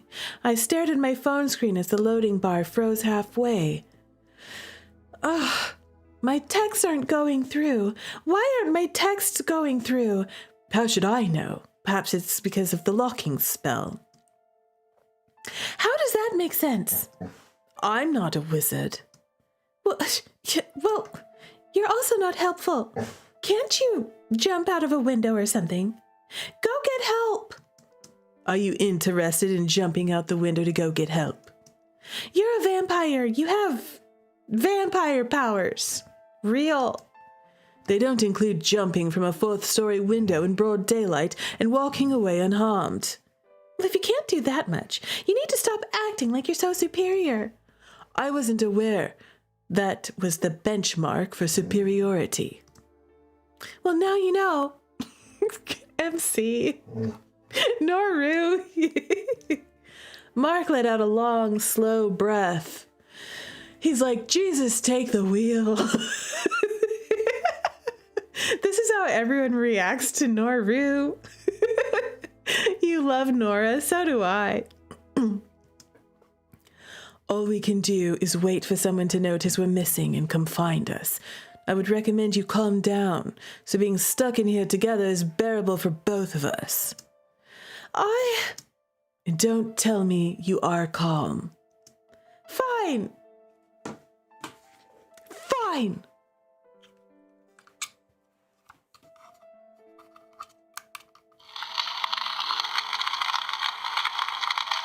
This is fine.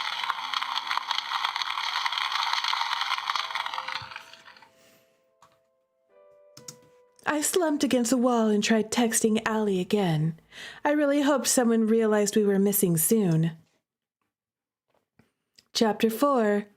Not so superior. All right, y'all, I think that's probably a good place to save this game.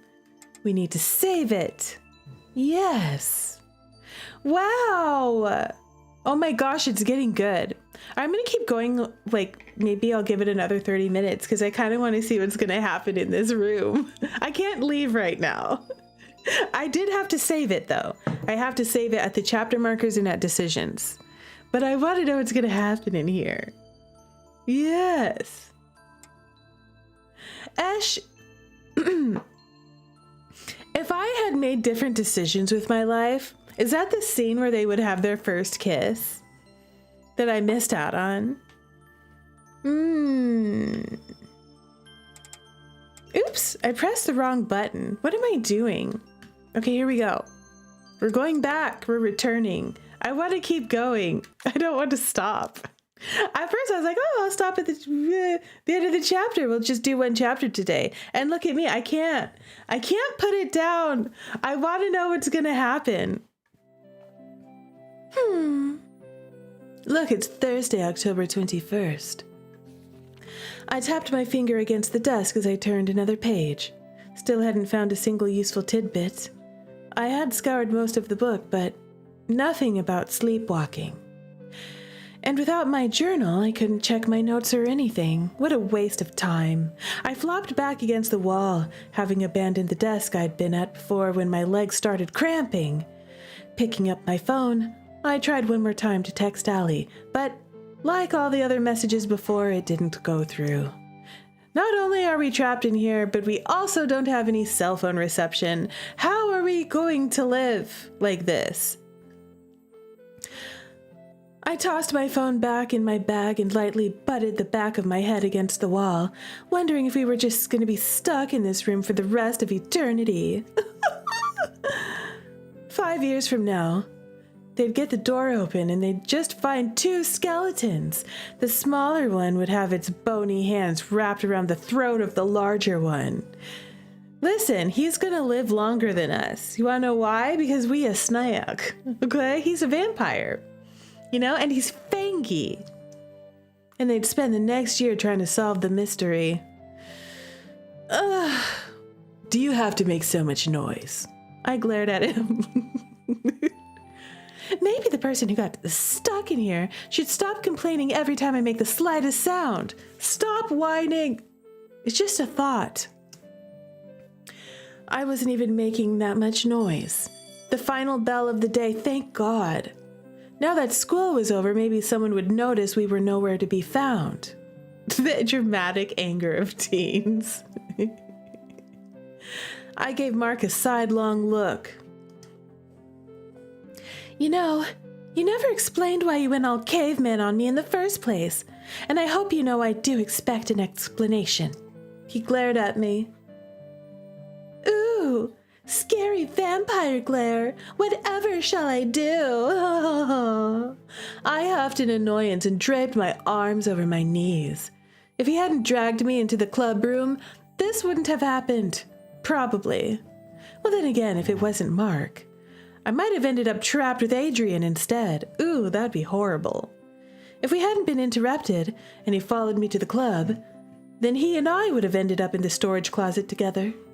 Oh my gosh. Ash says I'm actually not sure anymore that the kiss really is choice dependent. Now that I think about it, I am not sure my branching was that complicated back then. Raffle! I hope it's not.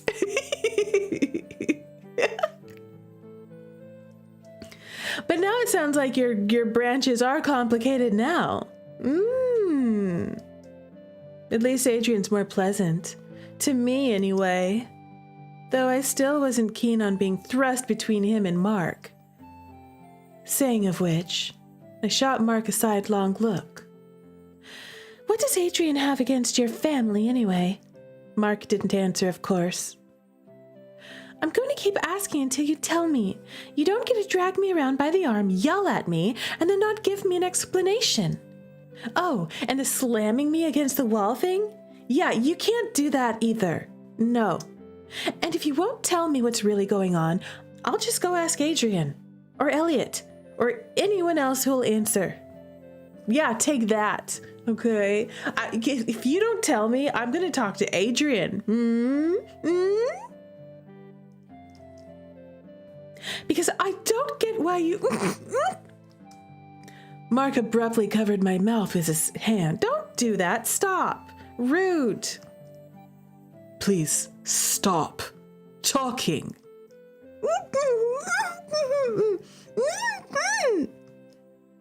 Do you have any idea what it's like to be trapped in a room with someone who is not only shouting at the top of her lungs, but also at the top of her mind?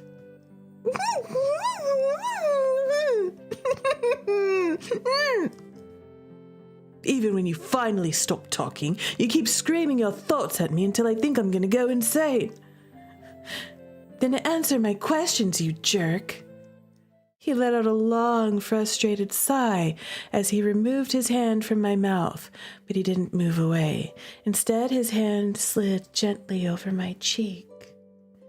You. I swallowed nervously as his fingertips brushed against my ear. His face was suddenly so close to mine. I stared up into his eyes. They were so pretty. Why is he looking at me like that? Milky says it would be rough having people scream thoughts at you. Yes, it would. How can someone so small be so annoyingly loud all the time? I suddenly had a difficult time forming words. Blah, blah, blah. Y'all, something's about to happen right now. Something's about to happen. Something's about to happen. Nobody read the next line in a crazy cat voice right now, okay? Don't do it. Good vocal cords. Marc leaned closer to me, eyes half closed. Your thoughts are even louder than what comes out of your mouth, you know. It's not nice to eavesdrop. Then stop shouting at me all the time. Okay. His face is too close. Wait, I'm still mad at him. Is he gonna kiss me?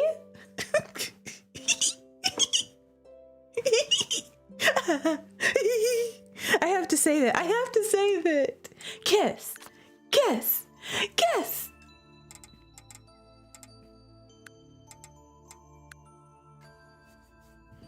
Oh my gosh. I hope that one of these answers does not prevent me from having a kiss scene. Okay? Wait, I'm still mad at him. That could be cute, you know? What is he? Or I could go, wait a second. Or, huh? Those are my two options. Huh? Or, huh? I'm gonna go, huh? Wait, I'm still mad at him. Oh no. I moved away abruptly, pushing my hand from my face, his hand from my face. I was so not going to be taken in by his stupid pretty eyes, and even his stupid or pretty cologne. Yeah, that thing. I forget Rue hasn't learned how much I like teasing first kisses, and then forcing interruptions to troll everyone, and then doing the real kiss much later. How dare you just kiss blocked us? Twice in a row. I thought we were going to get kissed in the closet. And then I thought we were going to get kissed just now. And then you just kiss blocked us twice in a row. How could you, Esh? How could you? We just got kiss blocked. It's a Steamberry trope. Why do you do this? Why? Esh is not to be trusted, Milky says. You thought you were going to get locked in the closet. I did. I thought I was going to get locked in. Listen, I thought I was going to get locked in and we were either going to make out or just stay there. And then I was like, oh, we're locked in the classroom. We're locked in the classroom.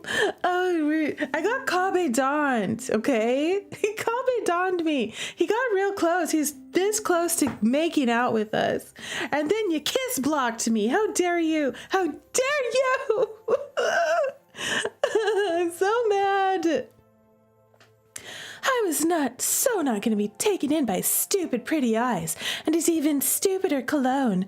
and his stupid, pretty face, which was the only good thing about him anyway. He does have a pretty face. Who does he think he's fooling? Like I'm gonna be won over because he's all, ooh, look at me subtly insulting you while I caress your face and look deeply into your eyes. Because I'm not. Stupid freaking vampire. I hate vampires.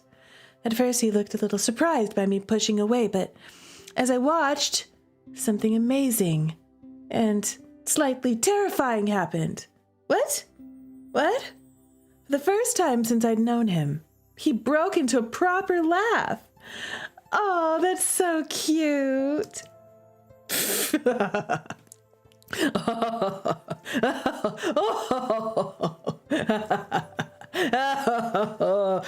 Oh, Noru. Noru, you silly goose. Oh my God, stop. He's adorable. How cute. How cute. He's so cute. That laugh is too proper.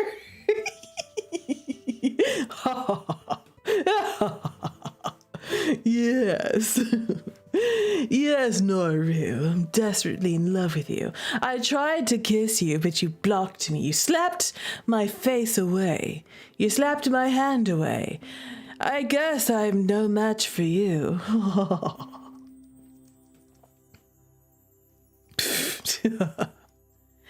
Oh, shoot. He can hear this, can't he? Dang it. I really need to watch my thoughts when I was around him. Yeah, he hears everything. How embarrassing. Yeah, he heard all that whole thing. His stupid face, his handsome. He heard all that. Marc ran a hand through his hair as he rested his head against the wall and continued to laugh. Apparently, it was amusing to watch me argue with myself internally. It's not that funny. Either that or being trapped was finally making him crack, but the laughter slowly trailed off and he continued to smile down at me. Stop! I really need to teach you how to keep those kinds of thoughts to yourself. Oh, God. What if we were having dirty thoughts? What then? What if that was happening? Can he tune them out? Can he just not hear them? Can he just I'm going to turn off that switch and not hear your thoughts anymore? I guess not. I'm not sure I'm ready to be tutored by you. You're not going to tell me how disturbing it is to see me laugh? Of course I'm not going to say that. I looked away, face stupidly red. Damn him. You have a nice smile, obviously. It's just a little weird seeing it. I rested my head against the wall. Sorry, my thoughts are so loud. My voice came out sounding far meeker than I'd intended. I shouldn't even have to apologize for fainting, but I felt a little bad that it was apparently driving him a bit nuts. Well, it's not your fault. Though I've never met anyone that projects quite as much as you, I don't even have to be touching you to hear your thoughts. Oh, that's why the touchy-touchy. That's why the vampires don't like touchy-touchy. Usually they touch people and then they hear the thoughts. But in our case, he can hear us from a mile away. I gave him a sidelong look at that remark. That's why you don't like being touched. He shrugged. I don't like the feeling of someone else's thoughts intruding on my mind. William taught me how to block it out to a whisper. But that's only as long as I'm not touching someone. Physical contact makes it more difficult, and the feeling of someone injecting their feelings and thoughts into me against my will is something I don't enjoy. I wonder why Adrien doesn't like touching people then. He told me that he couldn't read minds like that. If you could be so kind as to stop thinking about him, I would greatly appreciate it. Are you thinking about another man right in front of me? How dare you? If it's bothering you that much, I can move to the other side of the room. No, it's fine. His stomach suddenly growled loudly. I looked at him suspiciously. Are you hungry? I've been in here a long time. We have been in here a long time. I lifted an eyebrow. He looked back evenly. Is there a problem? We've discussed the live food issue before, haven't we? Just reminding you that I fight back, that's all. Just in case those hunger pangs make you forget. You really don't take anything seriously. I was born to speak all mirth and no matter. Ugh. Much ado about nothing. You know I hate Shakespeare. Yeah. He huffed in annoyance and looked away. I smiled slightly, awkward as things currently were between us. He was still fun to tease. Yeah, exactly, GMB Nora. I'm just saying, bro. Still, though, I sneaked a worried look at him. Just how hungry are you exactly? Quite. I thought you had 3 stomachs. They're all empty. Is this where I'm supposed to selflessly offer you to bite me? He gave me a scathing look. Don't be stupid. We've been trapped for 2 hours.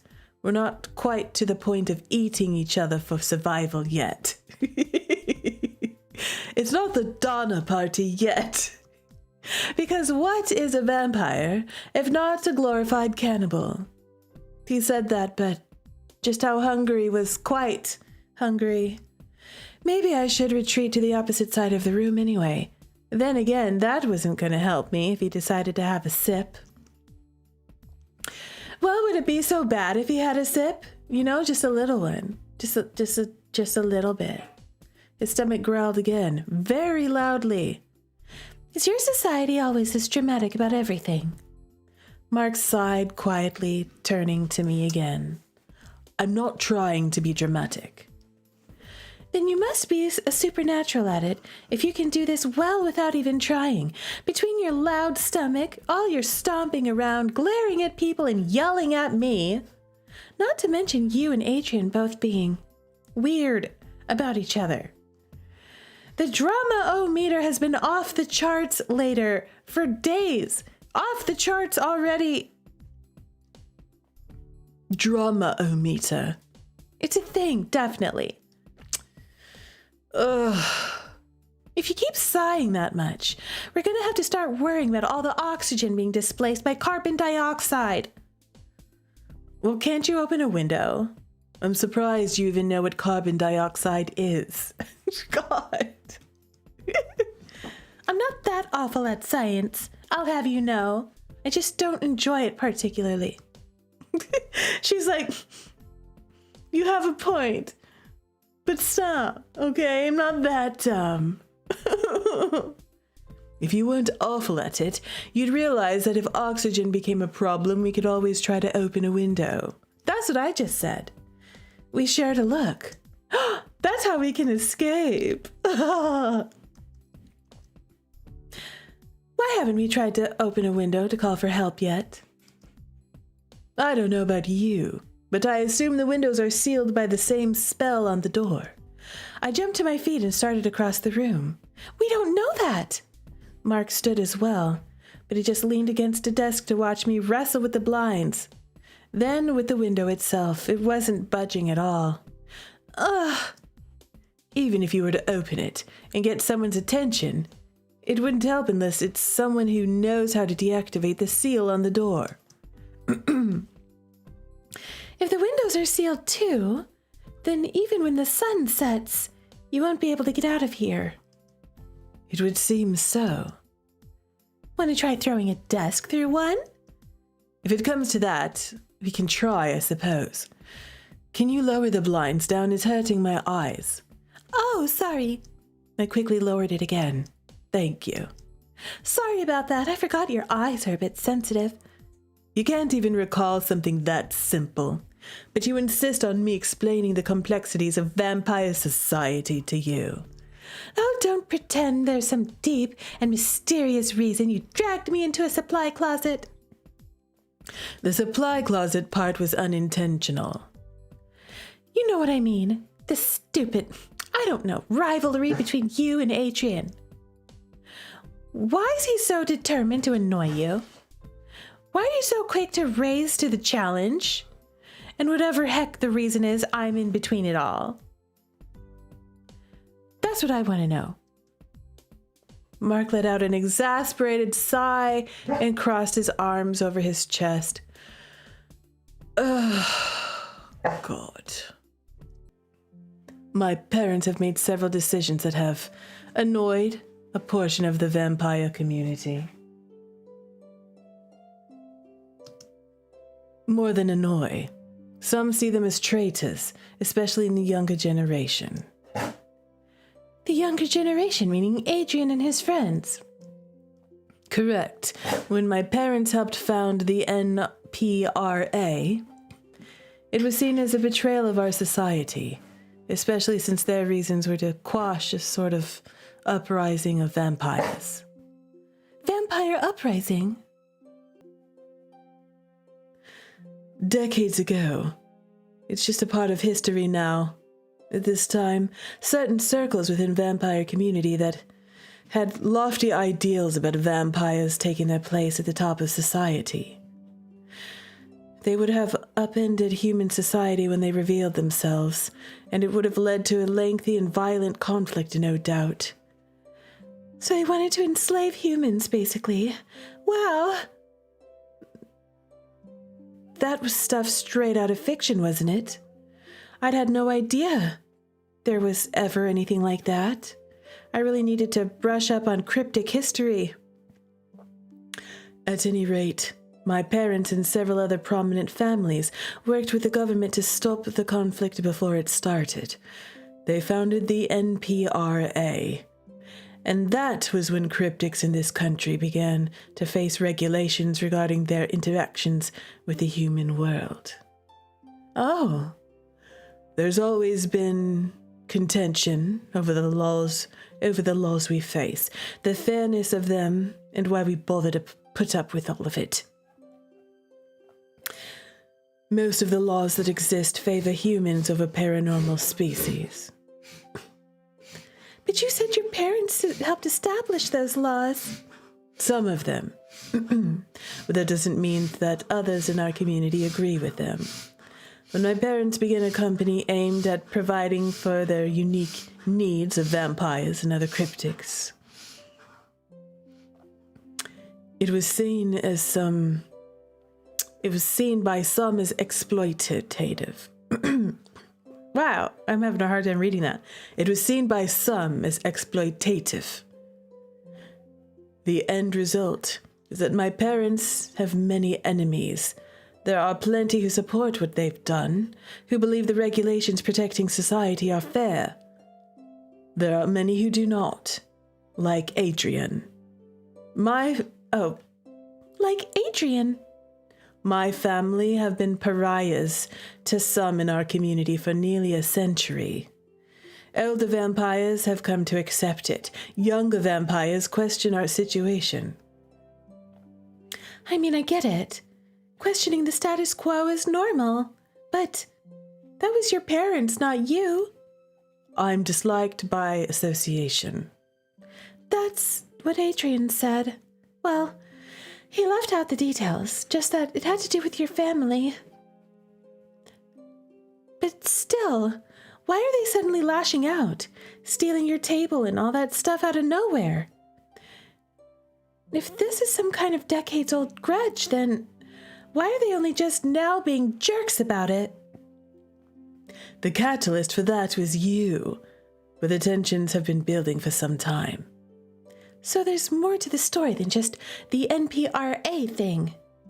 Of course there is. Is there some sort of regulation on vampires being tutored by Fae? Tee. I highly doubt they knew you were Fae from the start. Yeah, Adrien did mention that he thought I was human at first, but now that I think about it. So, Are there regulations about vampires being tutored by humans?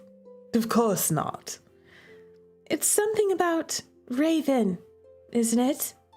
Marc gave me a startled look. Where did you hear that term? I heard Adrien and his friends say it. They were watching us walk together and said something about it being bold.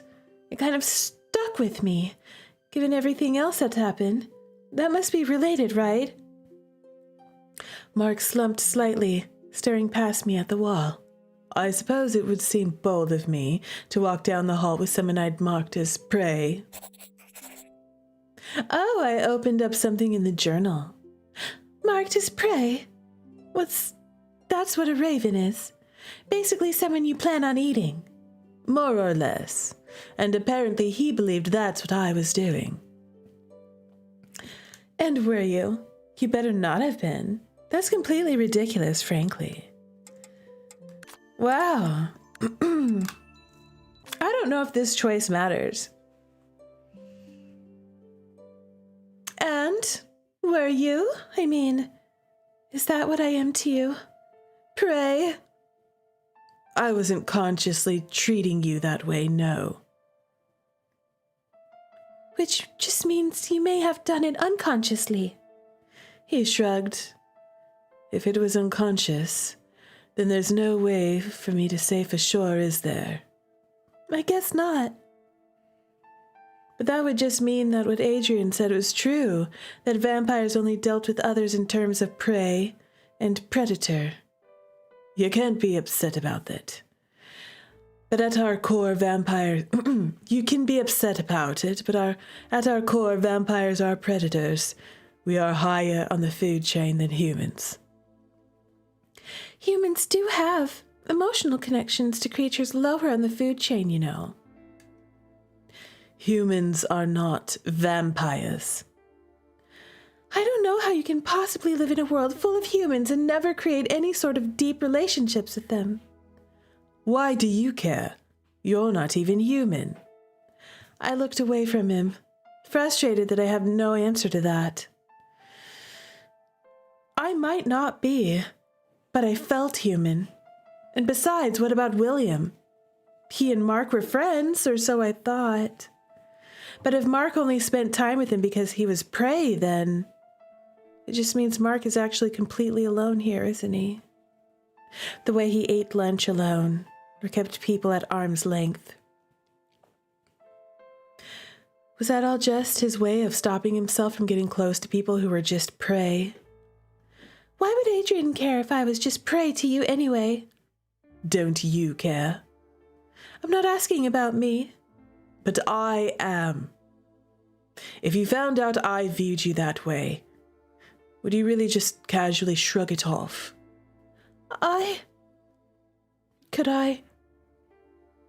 Would I be able to accept it, even if I was just unconscious on his part? Even if it was just unconscious on his part, could I accept this? If he was protective because I was prey, if he didn't want me talking to Adrien just because I was his prey, if, like Adrien said, Marc wasn't really capable of not dealing with me in those terms, I would care. I would definitely care. I don't know. You know, even understanding all this instinct stuff, I still don't really get why they care, even if you were using me as a raven. Why are Adrien and his group getting so angsty about it? Such relationships are illegal. Oh. Drinking from anyone without permission is illegal. This has been a long-standing law for vampires. And it's noted in the journal. In the situation of a raven, the bond there allows the vampire to easily manipulate the other person's mental state. You can't stop being a raven because you want to, only if you're allowed to do so. It's easy to say that someone volunteered their blood. It gets more difficult when it's questionable how in control of their own mind that person was. But if you broke the law, I mean, That's just on you, right? The last time someone broke a law within our community, it created a massive uproar and caused the implementation of several new regulations. It's always like that for us. If one of us messes up, then everyone suffers. Look, no offense, but I honestly can't see regulations about eating people as a bad thing. Don't read my typos out loud. Slowly. Perhaps you're not the one being told when you can eat, where you can eat, and how you can eat. Perhaps because you're not the one being told when you can eat, where you can eat, and how you can eat, how much you can eat, or how you can interact with other people. There's an entire government administration regulating food. It's not the same. Unlike you, I can't simply eat in the school cafeteria or casually mention what I had for lunch. It's trivial, yes, but it's also something so basic you take it completely for granted. There are situations where we are required to fill out waivers and forms to eat, just to fill a basic body function. I could see what he was saying, and yet one of their primary food sources was other people. That complicated things. Surely they had to see why. But I could see his side of it as well when he said it that way. It did sound awfully restrictive. Oppressive, even. I don't know the answer here. I just think that regulating supernatural people while guarding everyone's rights is probably really difficult and enormously complex. Yes, girl. And in the end, the laws always favor humans. So that was where the bitterness came from, I guess. I could understand it. It wasn't as if every individual human was responsible for the situation, but it was easy to grow to resent the entire group because of the actions of a few. Or, he wasn't saying that, but we'll just pretend he was saying that.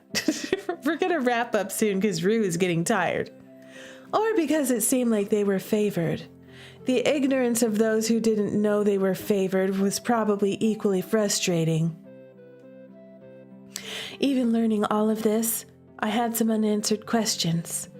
Like, what was the last major incident? And did it involve this Alex person that Adrien mentioned? And what exactly happened? Why did it make Adrien doubt Marc? With the current mood, I didn't feel like I could ask. Maybe I just ask Allie. I was sure she'd know about it. I straightened, stretching my arms out and letting out a yawn. I can't believe Allie hasn't noticed that I'm nowhere to be found. Perhaps she has. It seems unlikely anyone would think to search the rooms up here first, though. If that's the case, we need to seriously start considering other ways to get out of here. I had thought that after sundown, it would be easier for me to attempt to leave through one of the windows. But now that we've confirmed the windows are sealed, it's not an option. Maybe we're just gonna have to sleep together up here. In any case, by that time, my parents will have alerted the army, the Coast Guard, probably the FBI that I'm missing again. Just between us, I'm not going to be able to come up with a reasonable explanation for how I got locked in this room with a boy for half of the school day. I also wouldn't particularly enjoy trying to explain this to my parents. So, thoughts? None. We've already tried to go back through the closet. I nearly lost my sanity listening to you yell for help for half an hour. And the only other reasonable way out right now is through the door, which is sealed. Can't you try to break it down? It's not just shut and locked. It has a magic barrier on it, you know. You can't expect me to just be able to knock it down. And I was almost impressed by those biceps. Guess I was way overestimating you. Girl! I took off my jacket and pushed my sleeves up. Fine, I'll do it. This should be interesting. Well, someone has to at least try it. If it's something like a barrier, maybe we can at least break the door. If there's an open space, even if we can't get through it, we'll be seen and heard more easily, right? He said nothing, but leaned against the empty desk and folded his arms over his chest, watching. He was trying to hide it, but I saw that smirk pulling at his lips. I glared at him. Stupid jerk. He should be the one doing it. He was the one with the super vampire strength or whatever.